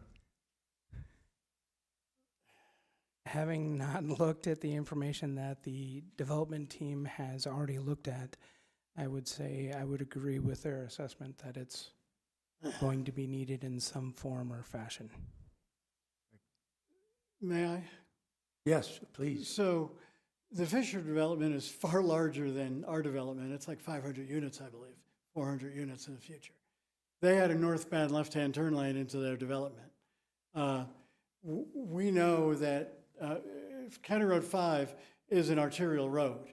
So if there is one turning movement, it requires that left-hand turn lane to be in place, the southbound left-hand turn lane for our development. There's a lot of discussion about this having traffic impacts. Will traffic increase on County Road 5? Yes, it will. Will it increase to a level where it puts County Road 5 out of its level of permitted level of service? It will not, as long as we provide the auxiliary lanes necessary. So when we do this transportation analysis, we'll look at, Vincent will probably tell us we have to analyze Prospect and County Road 5. We have to analyze our intersection. We probably need to analyze our intersection with the Fisher development and the Willix farm development. So there's a lot that goes into that. So it's not just our property that will be creating an impact to County Road 5. In fact, our property is maybe less than half of what Fisher subdivision is, the Fisher development. Now that's in hiatus right now, but someday it will be developed. So we'll look at that. And then as Jim mentioned, I will point out that if we don't work out these issues that are critical from an infrastructure standpoint, from a design standpoint as it relates to what's required by code, you'll never see us again. So we'll work them out. They'll get worked out. And anything that impacts the adjacent developers as a result of our development will need to be rectified by the developer themselves. So power lines have to be moved, they have to be moved in order to pave the road. That's going to be a cost that's borne by the developer. If the 12-inch water line for Prospect doesn't happen because we're ahead of everybody else, we'll have to build that. It won't, that piece of water line probably would be subject to a future reimbursement agreement, is what we would ask for, because we're developing a significant piece of public infrastructure that is not only necessary for our development, but is necessary for other developments, as has been approved with the Fisher development and likely the Willix Farm development. So these issues will need to be worked out to the satisfaction of staff. That usually takes 3, 4, 5 submittals to staff to work out all the details at the preliminary level. And I think the town attorney suggested this. This doesn't give us a right to develop. It only gives us the right to move to the next step, which I will be submitting a pre-application request for the next step probably Friday or Monday. So it's going to happen. We'll get to that next step. Those details will be worked out. If they don't get worked out, then we don't have a development that works. That can be approved. I for one eagerly await the next step so that we could stop asking about all these things, certainly, but we trust in our staff to resolve what has been, you've been here, Tom, since the start here, that you can hopefully understand our concern here throughout this process to make sure we're doing our job thoroughly. Toward that end, I certainly would, and I don't know that there's any formality to this, Carolyn, that our concerns that we've expressed tonight, that all these things finally get resolved, can be conveyed to council when this comes before them next week. Sure. So, unless you do a condition of approval, it's not going to be in the motion, but we'd be happy to convey to them that you recognize that there's a number of adjacent property concerns that still need to be addressed at the preliminary plat phase. Well, I'm going to look to my colleagues, although we have an even number, so if we have if we split, not sure what that means. Are you all satisfied with that being conveyed in that somewhat informal fashion as opposed to a formal condition?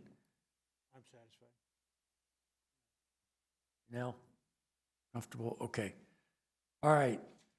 Any other questions here? Appreciate everybody's patience here. Any other questions? I know you've talked to Jason Martindale with this other one. Are you going to be getting back to? We have person as well? already Okay, good. communicated with Mr. Griffith. All right, thanks. All right. With that said, do I have a motion on public hearing business item 8A, Timnath Shores sketch plan? Motion to approve item 8A, Tinmouth Shores sketch plan. Second? Second. It's moved and seconded. All in favor, say aye. Aye. Opposed? Motion carries on a 4-0 vote.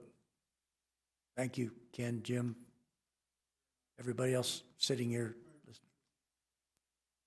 Okay, move on. Item 8B has been removed from our agenda. Any questions on that? Last thing we needed here was more items on the agenda anyway, right? Right. 8C, the Ladera South subdivision final plat. That's Troy. Good evening, Commissioners.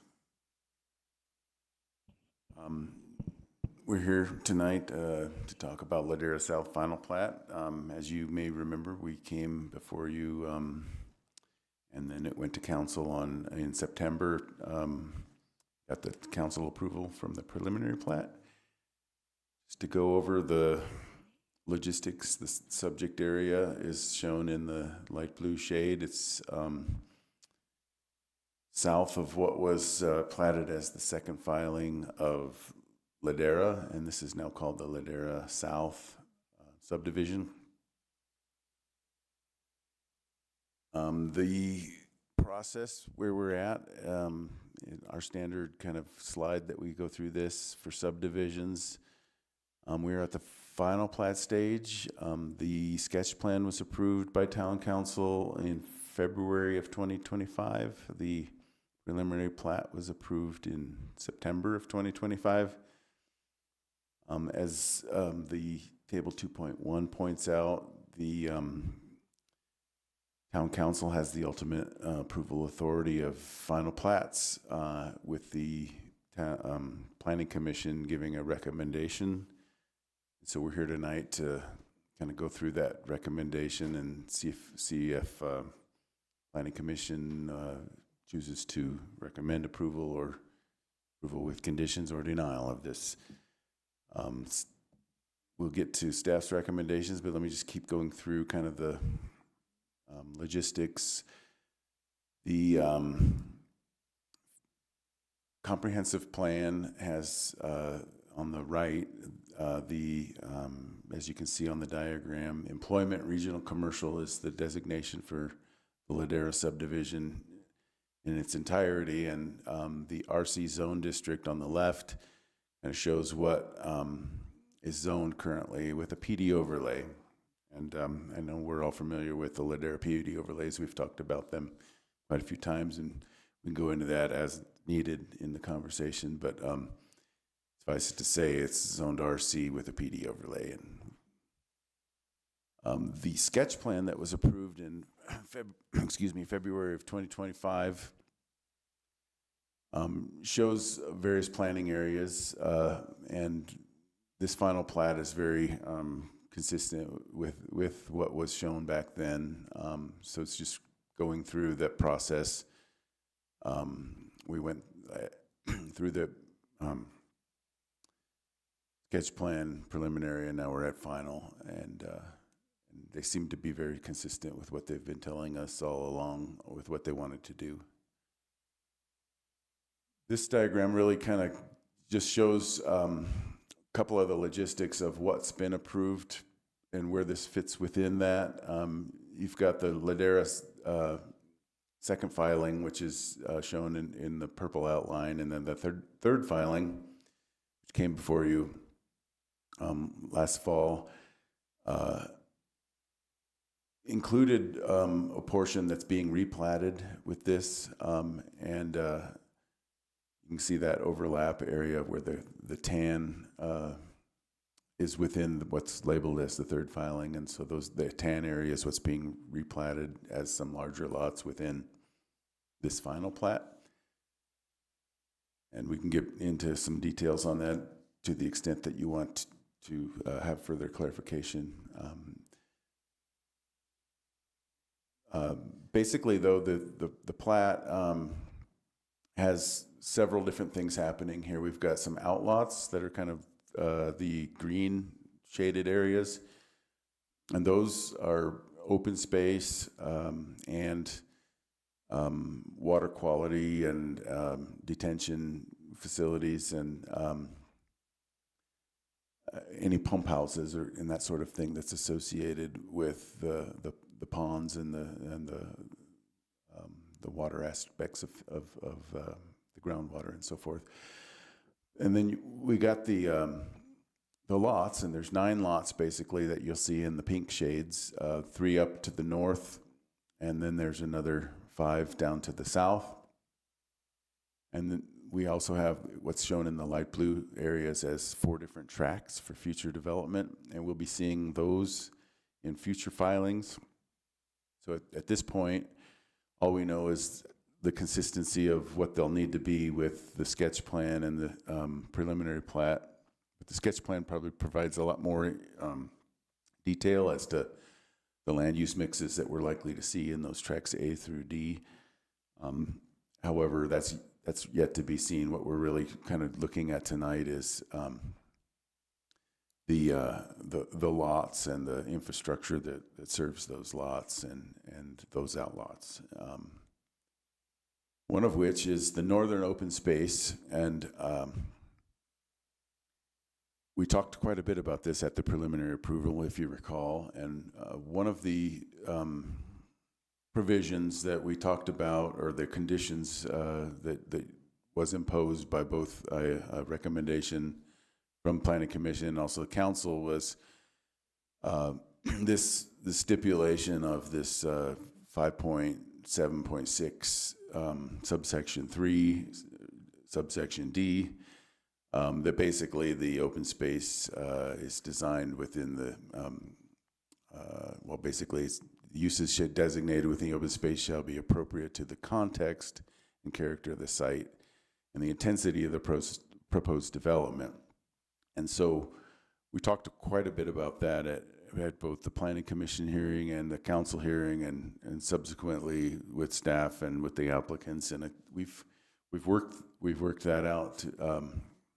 We think to the extent that that is expected, and want to just kind of briefly go through this, and I'm sure the applicant will want to kind of touch on this as well. But we had a number of these amenities proposed at preliminary, and I think we've come a long way in some of the other ones. But I think number 1 and number 2 are probably the most significant. And then number 3 is another additional thing that we didn't have at preliminary. But we have 2 trailheads now that are being proposed. One at the end of the dead end of Sweatsville Zoo Road that has some decorative entry features that the applicant will probably want to go over with you. And then we at the end of Vista del Pico Drive, which is basically that street that's already constructed that kind of has access over to the respite care. If you've been out there, it will be having a trailhead and with a few parking places for people that want to use that trail that are arriving with a vehicle. And that was kind of one of the things that kind of tipped the scales over in favor of satisfying that condition. The other thing that we've sort of had been talking back and forth with the applicant on is maybe some sort of a wildlife viewing feature, and so we have the applicant has provided a wildlife viewing area with some benches that are kind of right next to the reservoir to view whatever wildlife may be utilizing the water and so forth. And what we did have at preliminary is kind of the items 4 through 7, or excuse me, 4 through 10, which is 10-foot wide concrete trail network throughout this open space. There's a loop trail around the reservoir. I know we worked out some of the specifics of improvements of that loop trail that were a little vague at preliminary. I think we've pinned down the level of detail of how those improvements are going to need to be and inspected and so forth. Pet waste stations are being provided. Interpretive nature placards that kind of showcase some of the not only wildlife but some of the plantings and what's the term I'm looking for? They're just the natural grasses and the natural riparian vegetation. There's benches along the trail sides, which we also saw at preliminary. There's picnic tables. We also saw that. Trash cans. We had them add some at the picnic table locations, as well as the entrances in and out of the development. So with that, I think the staff finds that the conditions, that one condition in particular that was placed on the preliminary has been satisfied. The final plat has 3 criteria in the land use code. The first is that the preliminary plat incorporates the required changes and modifications and conditions attached to the approval of the preliminary plat. And we just went through that. And staff finds that it does, based on what I just kind of went through. The development will substantially apply with the code is the second. And we have reviewed this against the land use code, and in particular at the preliminary plat stage, we went through quite a few of these, and then now at the final, it really kind of goes down to the sidewalks, the trails, the open space, the landscape design, and then the subdivision standards. And we will get to the next level of detail at the site plan stage of each individual lot. So we won't know the specifics on each individual site until we get to that. But at this platting stage, the final plat where the lots are created, they have substantially complied with the code in staff's opinion. And then the third is that all applicable technical standards have been met, and our public works staff has reviewed it. as well as the planning staff and all of the outside agencies that we refer this to, such as the utility providers, the water, sewer, the electric providers, fire providers, and they've all been satisfied with the submittal. And so staff finds that the applicable technical standards have also been met. So with that, staff recommends approval with that standard condition that the applicant be allowed to work with the staff to address the minor and non-substantive changes and modifications during the final review. And with that, the applicant has a show, PowerPoint show that they would like to. I don't know if I have a show. A dog and pony show? Yeah, I got to sing this. I'll be satisfied if you can work the word bifurcate in at least once. I've been trying to figure that out. I have been thinking about trying to break Hakeem Jeffries' filibuster record. I knew that was the record, too. Roy, can you pull up the presentation? He just, it's Oh, the next one, yeah. It is? Yep, you're the next slide. Yep. Perfect. Well, thank you. My name is Steve Weens. I'm with the firm Stacklot. We have Will Welch, Tony Connell, and Kirsten Starman here tonight. If any questions come up. First, Troy, thank you for your detailed presentation. I will unfortunately be duplicating a lot of information on this, but I promise I will be short on this presentation. The subdivision, as Troy mentioned, or the plat, is 160 acres. With that 160 acres, we are subdividing into 9 developable lots, 2 out parcels, and 4 tracts. The 2 out parcels are the north open space system and the south open space system. The north open space system is going to be fully improved along with the completion of landscape along Weitzel Street. The southern open space system is currently in design development phase, and our intention is to submit a site plan to the town for review and eventually presentation to commission and council.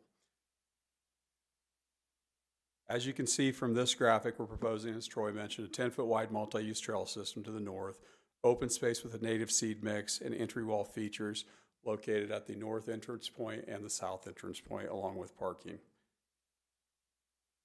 The Weitzel Street will be completed by installing the full landscape improvements. Improvements are going to match the landscape pattern that's already been established on the northern section of Weitzel. The only exception that we're changing on this is we're eliminating in this new portion of the development the bluegrass sod or fescue sod, and we're going with a native seed mix to comply with Colorado's latest legislation on functional turf requirements.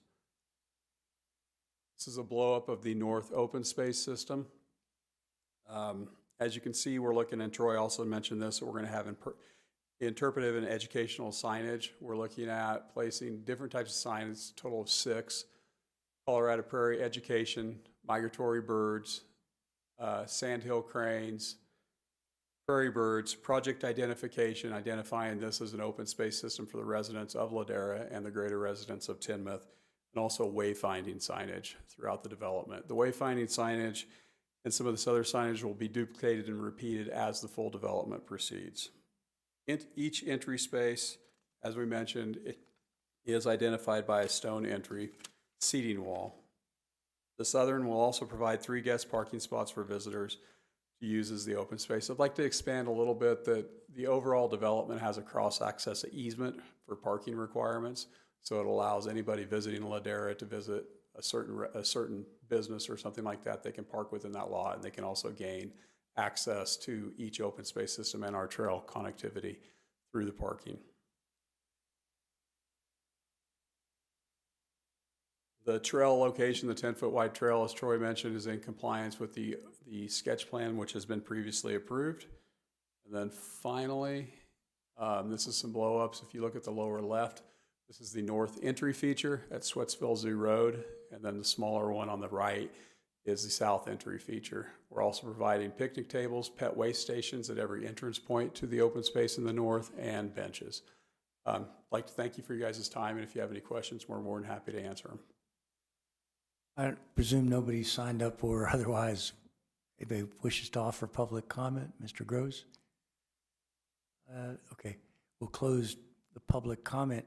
I'll just kick off mentioning it, compliments to staff and you. It looks like our issues from some time ago about that open space have really been addressed well, it appears to me.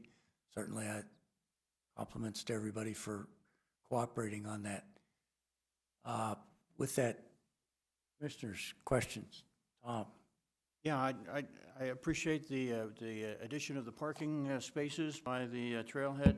I was a little disappointed, there's only 3, 1 handicap, 2 regulars. It would be nice if we could have a few more, but if that's all we can fit.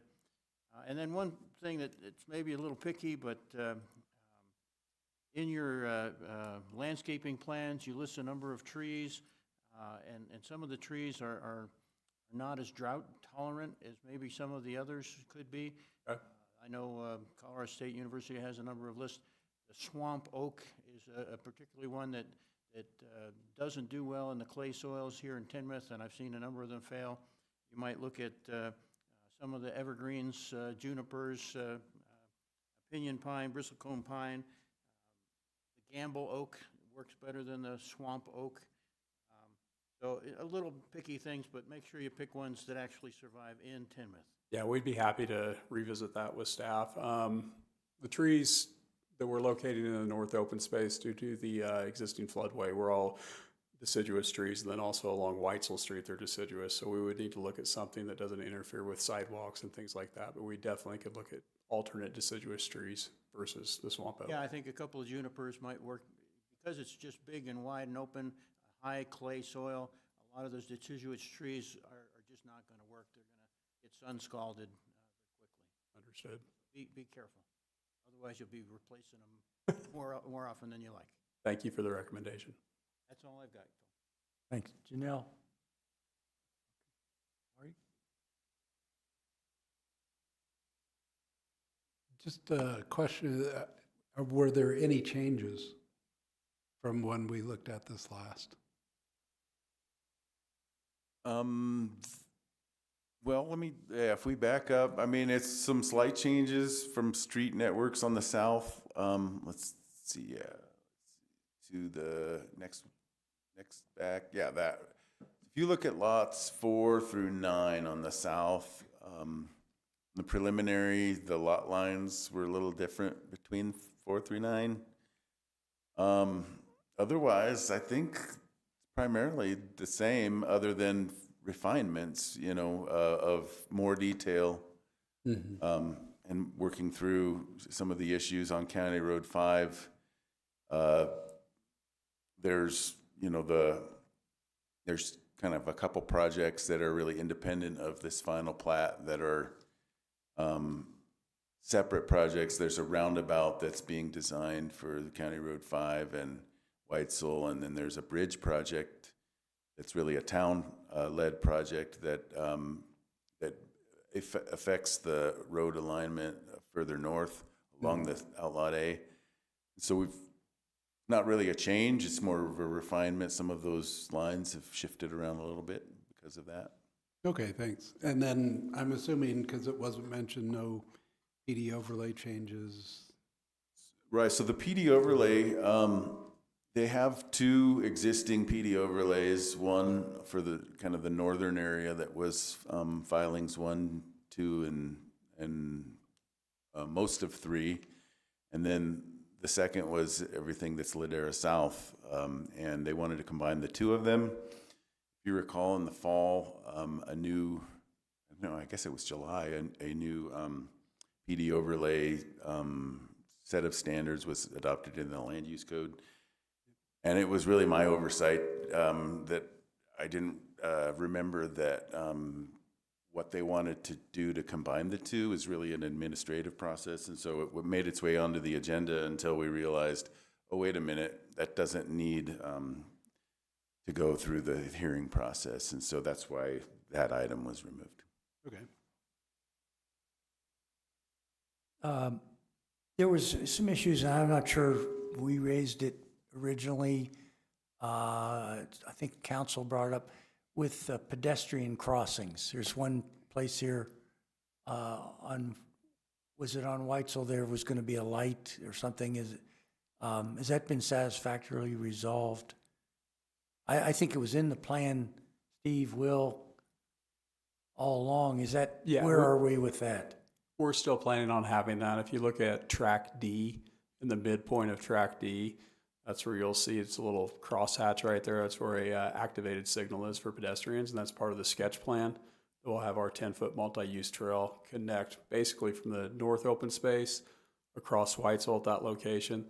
Then also, if you go up in between lots 2 and track C, that's where a signalized intersection is located. Any concerns, staff, with that? Appears it's been addressed, still in the Yeah. works. Yeah, no concerns, and Vince may want to chime in on this at all, but Public Works, No concerns. yeah, Everything's been satisfied. Okay. Commissioners, other questions? Carolyn, Don't forget that this is a public hearing and we still need to call for public comments as I well. did that earlier. I know it's been a long evening already. I did. Somebody please you. nod, Okay. they heard me. Yes, thanks. We were, yes, opened and closed pretty quickly, but, okay. All right. See what the advantage of sitting through all that, knowing that our patience starts to wear thin and we're going to move things along here. Okay, Commissioners, any other questions regarding this item? No. Nope. Okay, with that, do I have a motion on business, public hearing, business item 8C, Ladera South subdivision final plat? Motion to approve item 8C, Ladera South subdivision final plat. Second? Second. Moved and seconded. All in favor, say aye. Aye. Opposed? Carries on a 4-0 vote. Thank you all. 8D, Land Use Code Amendment. Chad?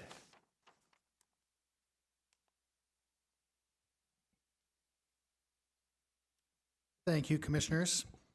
With the amendment before you, staff is proposing a comprehensive sign plan, or CSP, to provide a coordinated and flexible approach to signage within the town for larger and more complex developments. So currently, all signage within the town is regulated against the parameters of Article 7 on an individual sign basis. Right now, there is not a way to do a coordinated review for multi-building or mixed-use developments. Again, it is by case, site plan by site plan. And so there's limited flexibility, not only from staff, but also applicants as well, in creating functional signage within a development. And so why we're proposing it now is that we're getting more and more multi-tenant and mixed-use projects on the horizon, as you're seeing. And so with that, there can become a potential for sign clutter if they do not speak with each other cohesively as a development as a whole. And so the images on your screen are certainly enhanced or not in truth, but I just wanted to show that with a sign plan, allowing for deviations, which I'll speak on, sign clutter can be reduced in a way that helps enhance character, creates more of a sense of place, and helps with wayfinding. So exaggerated very much, but. Okay, so the purpose of the plan is intended to allow for the flexibility and creativity within a structured process that we have proposed. The CSP would align with the town sign code, which is intended to protect public health, safety, and welfare, while recognizing that signs are essential for communication, wayfinding, and visual clarity. So the purpose actually that is on the screen right now, that recognize that signs are a necessary means of visual communication for the convenience of the public and provide flexibility within the sign review and approved process to allow for unique circumstances and creativity, is actually one of the purposes and intents of our code now. So we really don't have that flexibility. So creating a process like this would help further promote that. So what the comprehensive sign plan would be a master sign plan for all signage within a development, and would provide an alternative to the strict application of Article 7, which are the standards for the signage within the town. So there are a few qualifying developments of which this could apply. That would be multi-tenant commercial developments, mixed-use developments, those that have gone under the planned development overlay or a master planned development, and then the large-scale non-residential developments that could be multi-building, or it could be campus-style, single users, should that come within the town. So these specific qualifying developments could request limited adjustments to the sign's type, height, number, or location, all while ensuring that the signage remains proportional, visually cohesive, and architecturally compatible, while also supporting the business identification within that development. It is important to know with this process that safety and then landscaping standards would remain unchanged, so those would not be something that could be requested for deviation within this process. So benefits of doing this, that it could reduce visual clutter for the town itself by allowing for maybe larger signs or strategic locations of those, could reduce the clutter overall within a development while also enhancing that wayfinding. Also would help improve the aesthetics and consistency with either the town's design standards or that of a approved design standard of a community. So if there is a vision within a development to remain consistent with that, with the signage, so that there is a vision that is being attained not only by the architecture but the signage as well. And then for the applicants and developers, this does allow for some flexibility beyond maybe what the requirements of our code are, and provides that approval process for them to do as such. It could streamline the review process for some of these tenants, knowing that within this process, the vision and idea of what some of these signs will look like are pretty much predetermined. So staff would just be reviewing it against whatever the CSP approval is for those standards. The option for consolidated signs, such as monument signs, would be a benefit to the potential benefit to the applicant or developer, as it is allowing them to go beyond potentially what our code requirements are currently. And then as for the town as a whole, it's a clear wayfinding ability, enhanced visual character, and can support identity of commercial districts in downtown areas.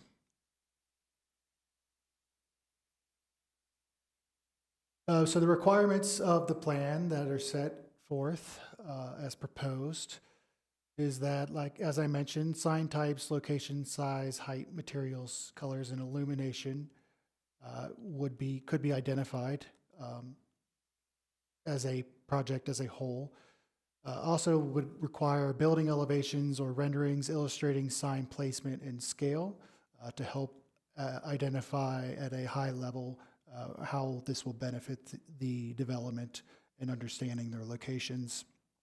Wayfinding plan, if applicable, so if there is a development that is of great magnitude that needs to have enhanced wayfinding, those plans would also be in place. And then justification by the applicant team as to any deviation that they're looking to have from a standard code in our sign article. That would need to be justified and articulated within their package for staff's review.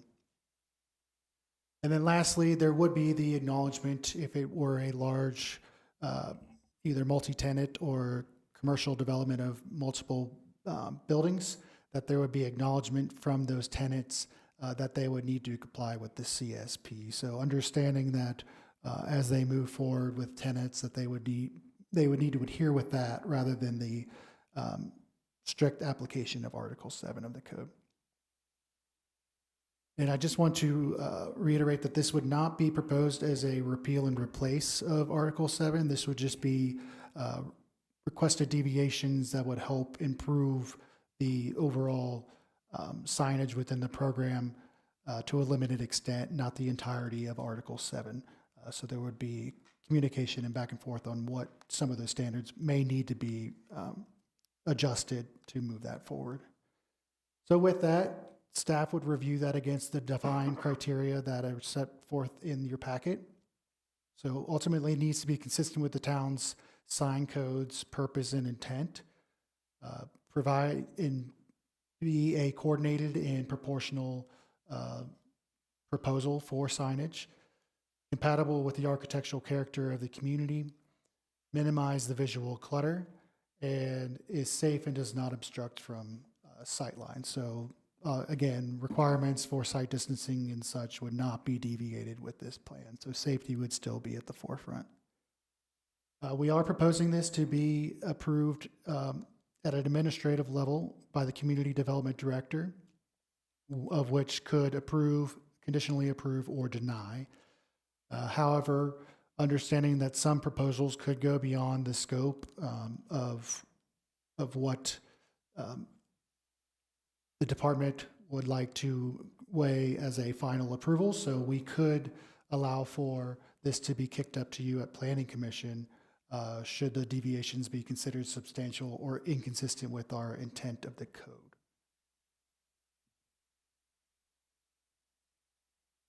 And so the developer may submit the CSP voluntarily, or staff may also require one when the coordinated signage approach is necessary. So if we see either a development coming through either at the plating stage or at site plan, we would have the ability to speak with the applicant to work with them to submit a CSP that furthers the intent of this to create a more functional signage program for that development. Once approved, the CSP would govern all future signage on the property, and individual sign permits would then remain consistent with that approval. And it establishes a structured yet flexible process.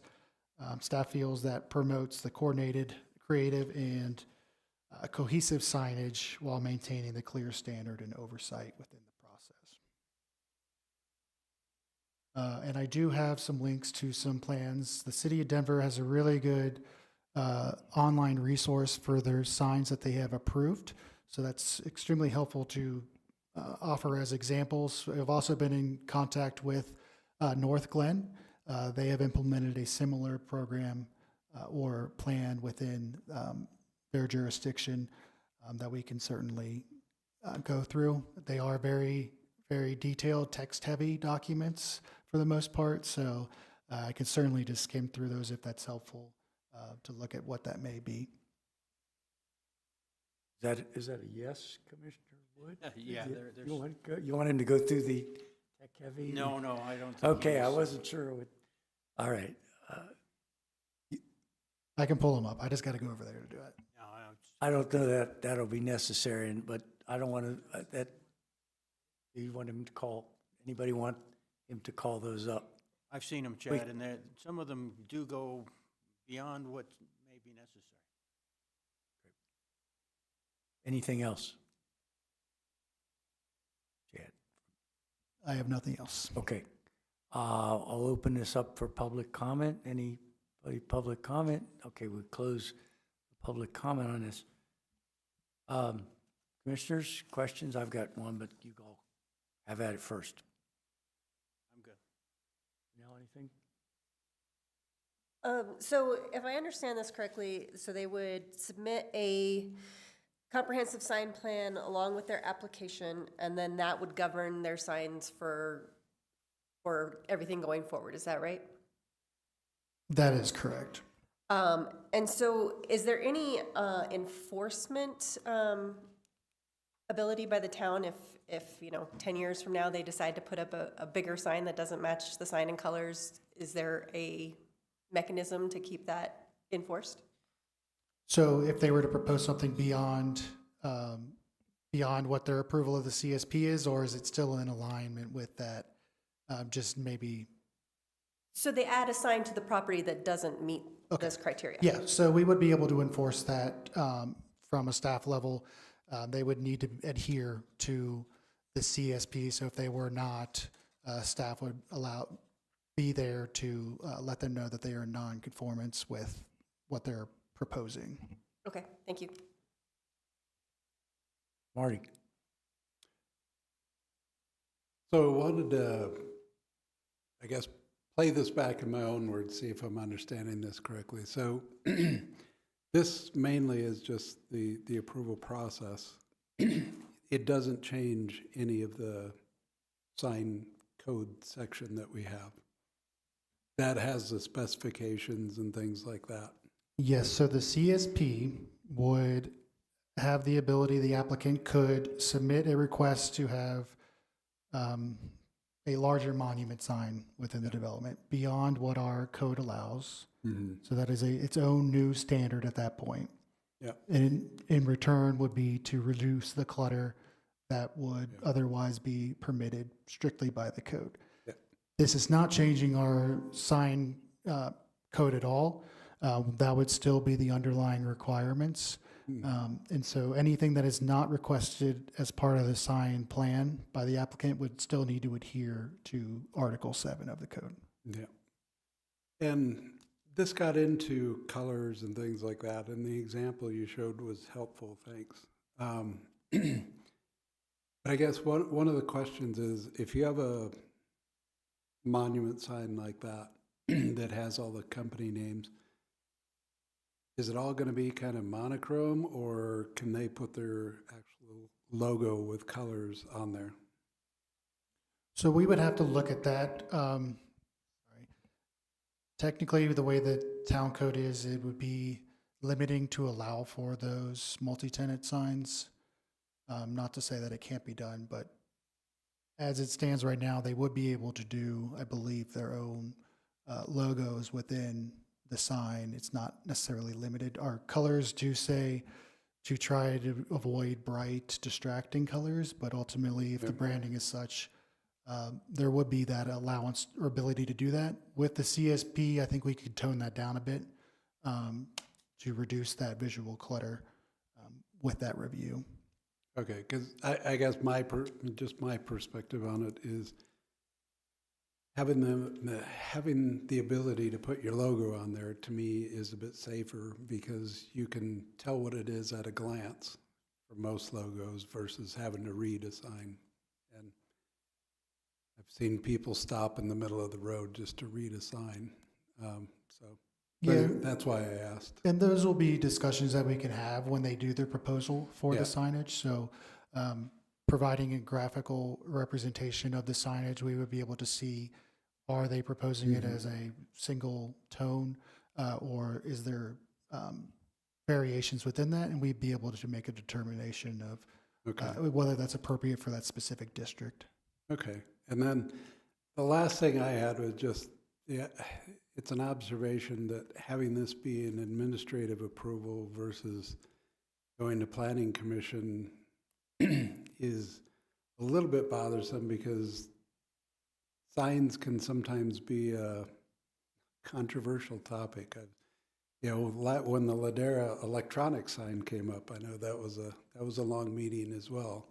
And I've seen it with other communities that signs can be a bit controversial. So it just, I don't know, I'm not sure about that piece just because of that.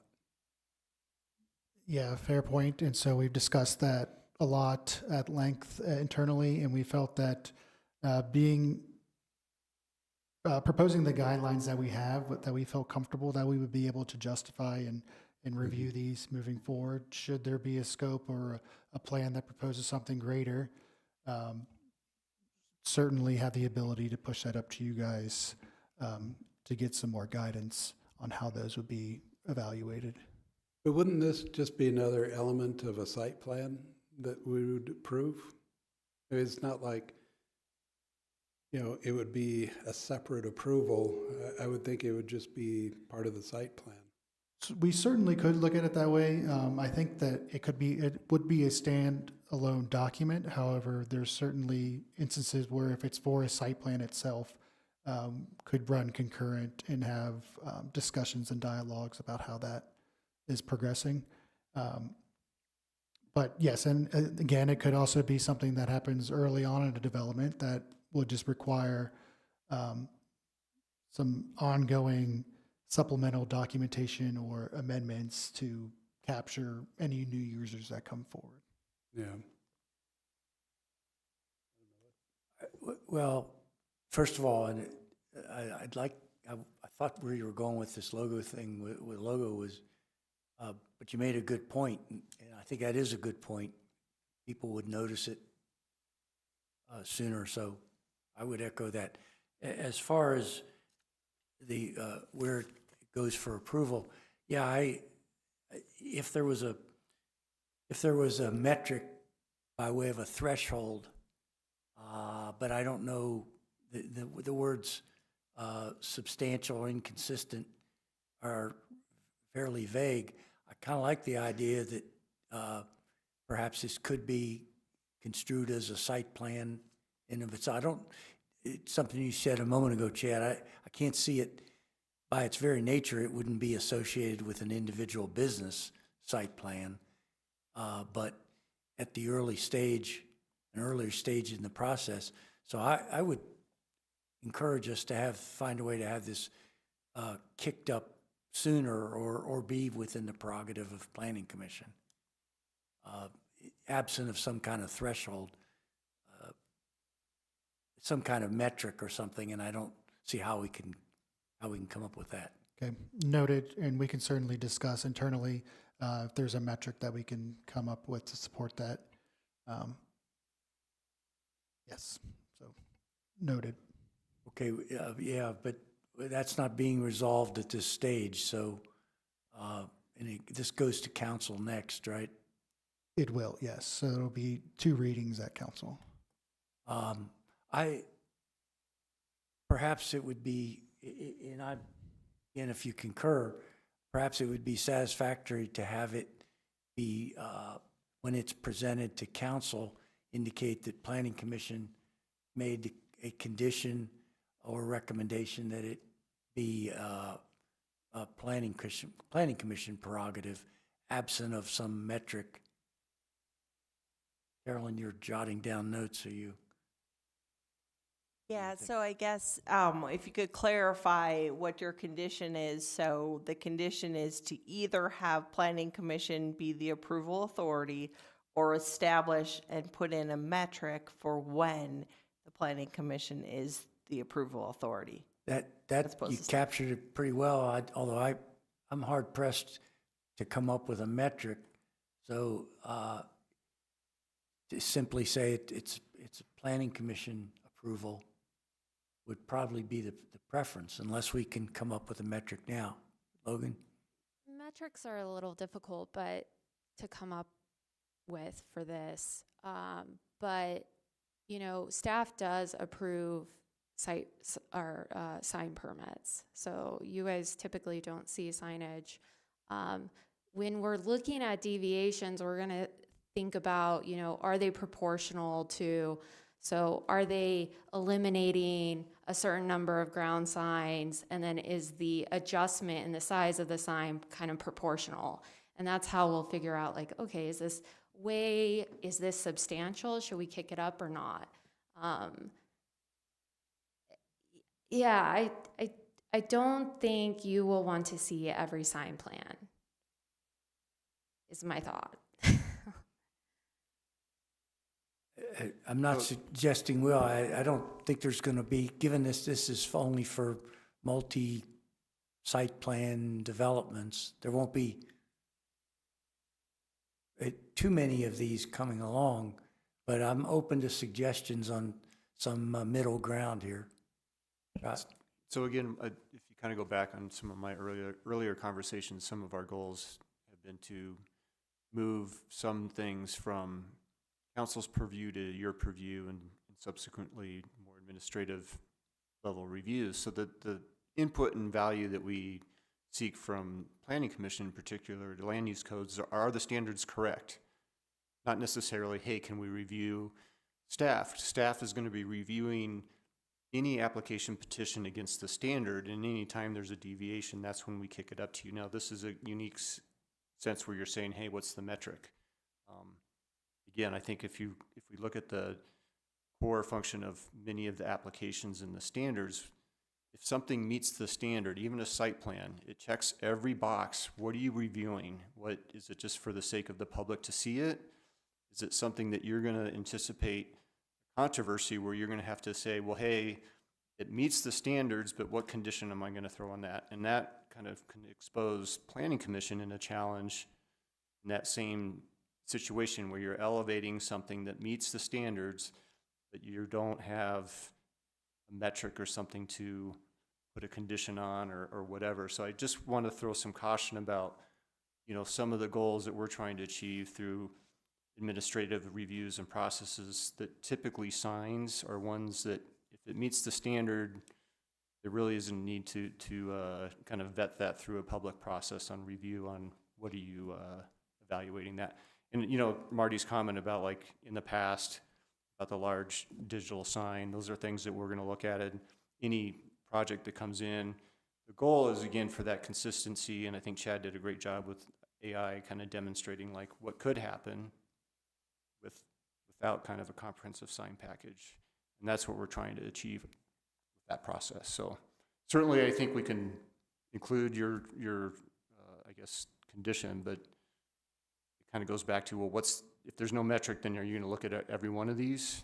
And what's the conversation? What are we going to make that judgment call on what passes and doesn't pass? It kind of puts staff in a challenging position, not knowing what you're measuring against. One of the things maybe help me understand that if somebody comes with a site plan, do we anticipate very many of these that wouldn't have their signage kind of in order yet? I mean, because site plan, we're looking at what fixtures are using, plants and everything else. That's what I'm having a hard time understanding is I would think the signs are an easy part of that. It's just part of the whole site approval. Well, oftentimes the applicable or qualifying developments for this are going to be a little larger scale than that. And so without this cohesive element or review process, they could just kind of go on their own and do their own thing at individual site plans and just may not create that appropriate wayfinding or character within a development. So this further promotes that. While it can occur at site plan, I think more so this would happen earlier on in the process. And so when they come to site plan, they'll fully understand based on the CSP what the requirement is based on their location and zoning district or area of which they're located.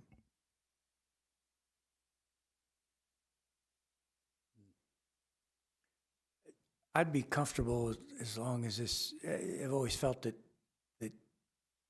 in many ways, council should make the final decision on our authority. Certainly trickles down, sometimes cascades down from council. I'd be comfortable if it was simply conveyed when this comes perhaps next week, whenever to council, that Planning Commission raised this issue and council should make the final decision. I understand everybody's concerned. I was the first one to say, I can't think of any metric necessarily, and I don't want us to get too far down in the weeds. That's not our role or our responsibility. As long as if you'd be comfortable with that, having it conveyed to council that if they have any concern over this only coming to Planning Commission when there are, took that off, substantive deviations, then they should make that decision.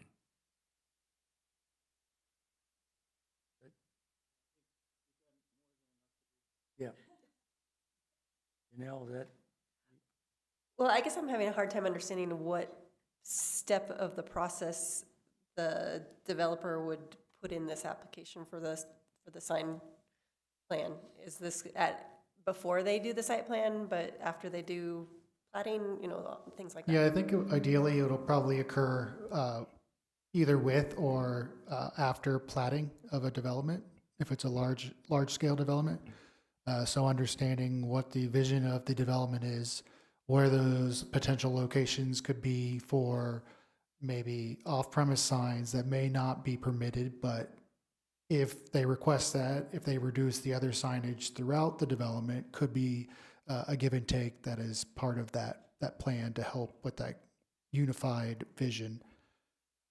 It could occur for, say, a campus-style development that does come in at site plan, maybe multiple buildings or one very large building, say maybe a hospital or something like that, that needs additional signage to help promote and guide those through the development. If it can't meet what our current requirements of the code are, we may ask them to work with us to come up with a CSP, maybe for allowances to have a larger sign that helps guide to a specific area in return for reduction in other areas. Okay. I guess my concern is if this becomes part of Planning Commission's purview, then it just adds more red tape to the process. So if they want to make a change to their sign plan, it has to get back to us and approved again. So without having a real clear step in the process, that's kind of where I'm at. The only if something needs to deviate from the town code on what's allowed and what's not allowed, that it would come to us as a judgment call. Is your word step synonymous with threshold, with a metric, I take it? Well, I guess when I think metrics, it would be like, well, are there going to be more than 5 plats or more than so many square footage or things like that, we don't want to come up with that on the fly without understanding these developments better. So I guess if these sign plans always came at the site plan, then yeah, just add it into the packet and we can look at it. But if it doesn't always come that way, then it just becomes, we have to approve this even though the site plan's already approved. Not to prolong this, I guess I am prolonging it when I say that. It isn't going to come up at a site plan because the site plan is one individual business or businesses, right? Troy's shaking his head. So it comes up, to your point, it comes up earlier in the process. I guess that's what I still don't understand, that it's, I mean, as long as we do the CSP, but we're also looking at it, the signage and the site plan, because I guess if it comes up earlier, the piece I'm not understanding, and I'm not trying to be dense or anything, but sometimes I just can't help it. But if it comes up early in the process, really the site, that building or the set of buildings isn't even designed yet. So what's it supposed to match if it's not even designed yet? Whereas at the site plan, the buildings are designed, and to me, that's a natural place to put the signage plan, because then we know, everybody knows, does it really match? So this document could be flexible in how it's reviewed, in that there's multiple types of developments and there's different levels or steps within that occur. Typically, this would happen earlier on following the platting, because a lot of what will be recommended either from staff or from the applicant themselves is to have a consolidation and have wayfinding for large scale development. So that's more so going to be off-premise signs, monument signs, wayfinding, that help identify either multiple users or the community as a whole, rather than having their own individually, but at a much smaller size.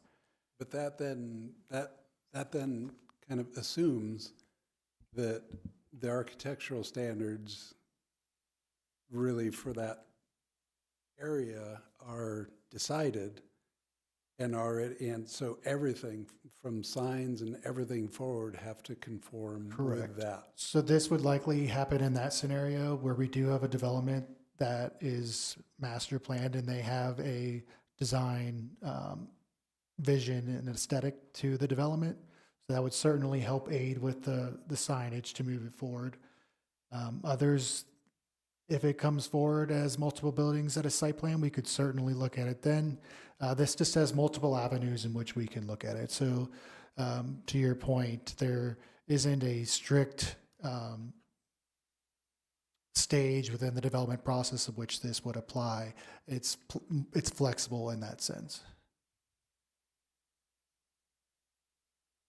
Certainly, there could be multiple developments that just adhere to the signs code, and it is what it is, and they just meet that. However, if there's the need to help create that character and limit the proliferation of the signage, that's certainly the avenue that we as staff can request, or the applicant could also submit, should that benefit what their vision is for the community. Certainly, regardless of where we go with this, it is something we can bring up at any stage and ask about how staff has viewed the signage requests. Is that a reasonable way to look at this? Not just because the hour is getting late, but I think sentiment down there at end is we have enough to do. Certainly, okay, are you trust staff to, when this is substantive, it will go forward to council with that verbiage, correct? As you went back when. So I don't know if it necessarily. Where is it? Let me Yeah, just that pull right it- there. Pull it from the code. Community Development Director approves conditionally, reviews if deviations are substantial or inconsistent with code. So referral to Planning Commission, this is 2929. The director may refer a comprehensive site plan or sign plan application to Planning Commission for review and decision if the director determines that the requested deviations are substantial in scale, intensity, or visual impact, or the proposed sign plan may conflict in a manner inconsistent with the stated intent and purpose of this article, being the sign article.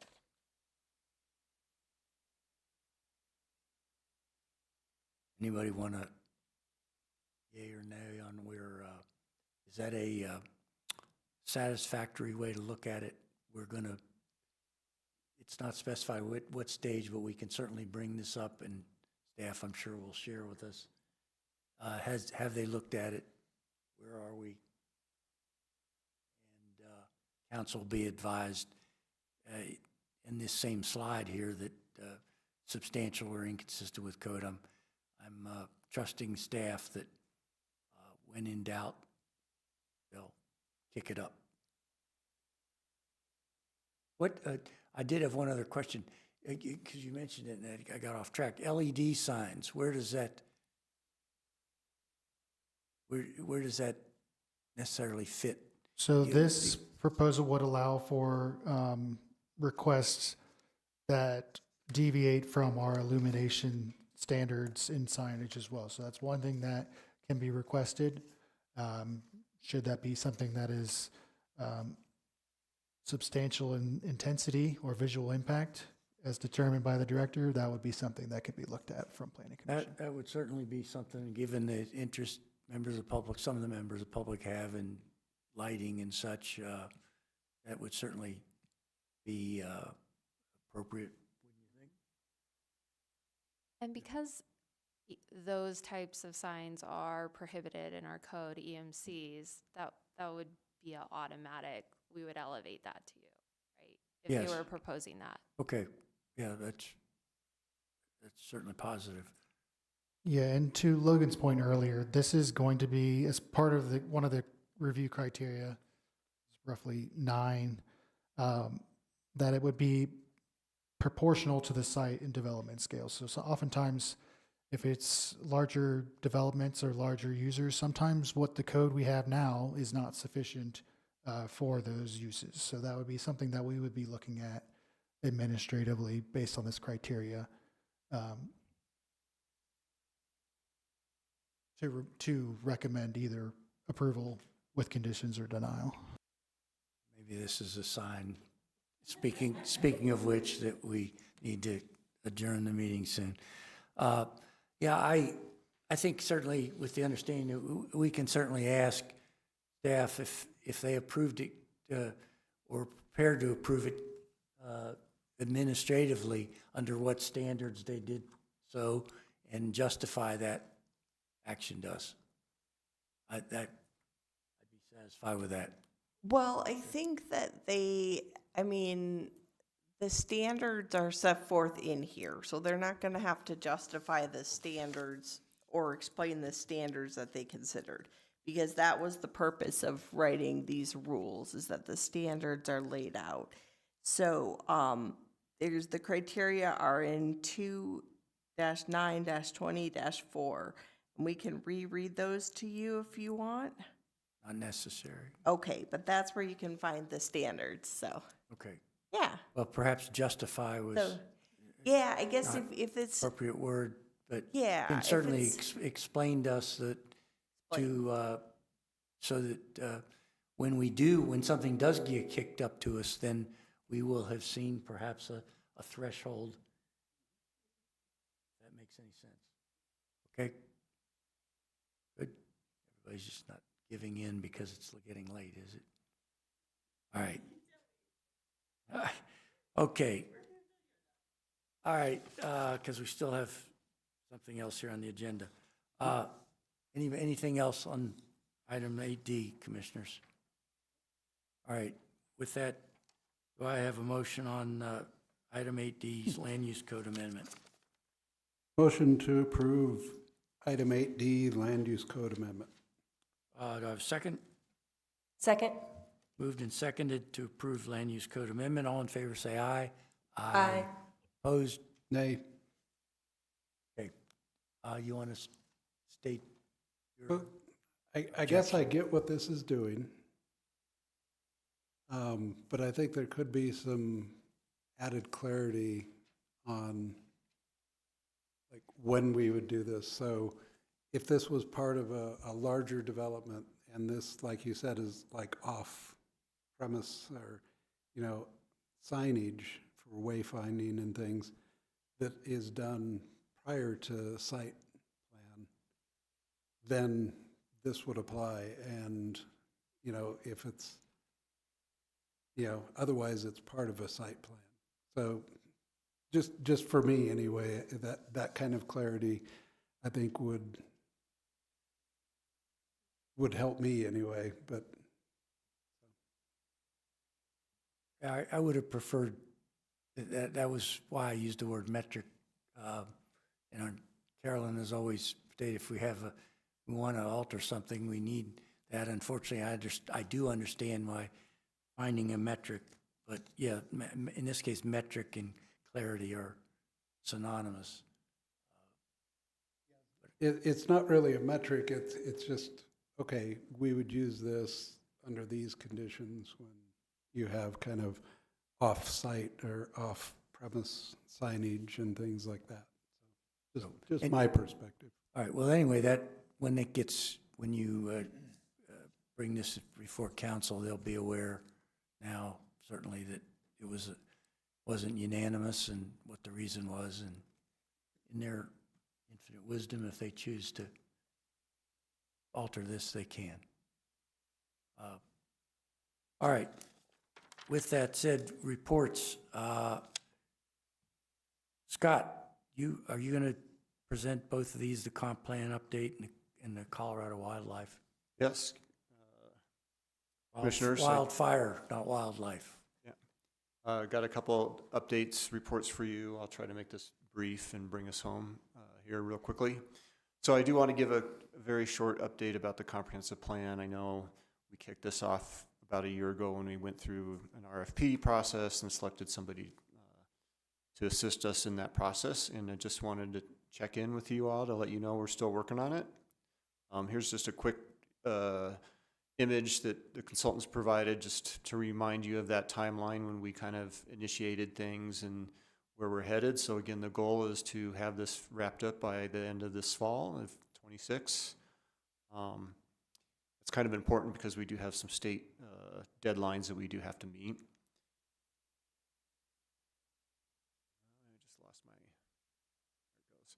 So kind of a few key milestones that we have either hit or we're approaching to hit is they've conducted a lot of background information on inventory and analysis, kind of some housing needs assessment. It's kind of data heavy stuff.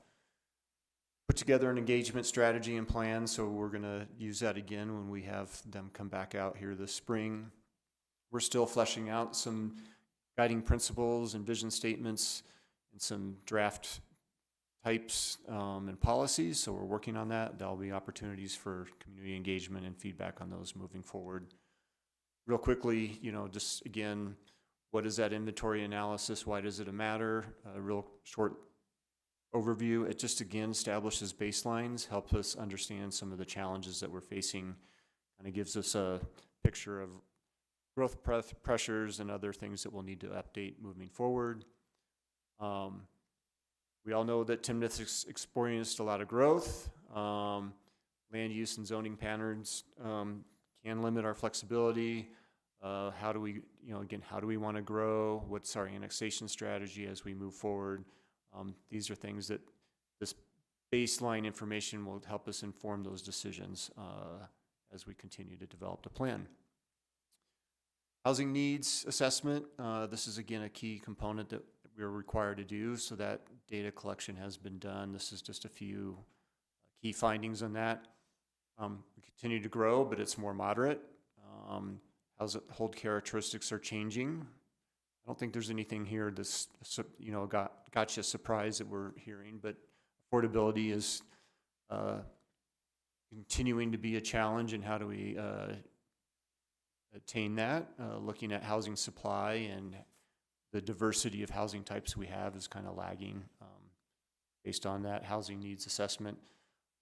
So this again, excuse me, are things that we'll need to look at as far as how we connect it back to the plan and moving forward with that housing needs assessment, and we can flesh some of that stuff out.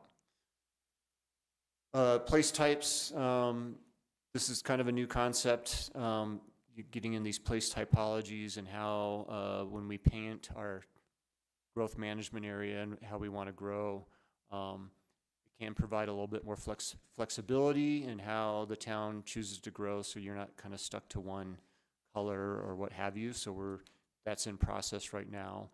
It does help target those areas for annexation, helps align public and private investments, and it also helps us kind of establish some of those future policy direction for code updates and what have you when you get at that. And I think, you know, Commissioner Wood brought up earlier about, you know, agricultural uses. Internally, we've talked a lot about land preservation, pretty outside our GMA, and how we can kind of identify some of those locations as kind of a temporary hold, and that's something that we want to look on that typology so that we're not artificially like designating something that we don't know what it's going to be in 20 years, but how can we retain that kind of context in today, even though it's in Larimer County? So that's conversations we're continuing to have internally, but there'll be an opportunity for everybody to jump into that. Real quickly, these are just some of the requirements that we have to accomplish within the comprehensive plan. So housing requirements, water supply, tourism, we have a growth management aspect, a little bit on transportation and mobility that we'll have to make sure we're consistent with state guidelines and requirements on that aspect. And then this last one, really the takeaway message is that we've scheduled dates for March 25th and 26th to have similar stakeholder meetings, interest group meetings, open house style meetings. We're still working on the details, so save the date. That'll be an opportunity for some more vetting of information and feedback from the community. So that's all I have on the comprehensive plan. The next one, some of you may have heard about the state adopting the Colorado Wildfire Resiliency Code.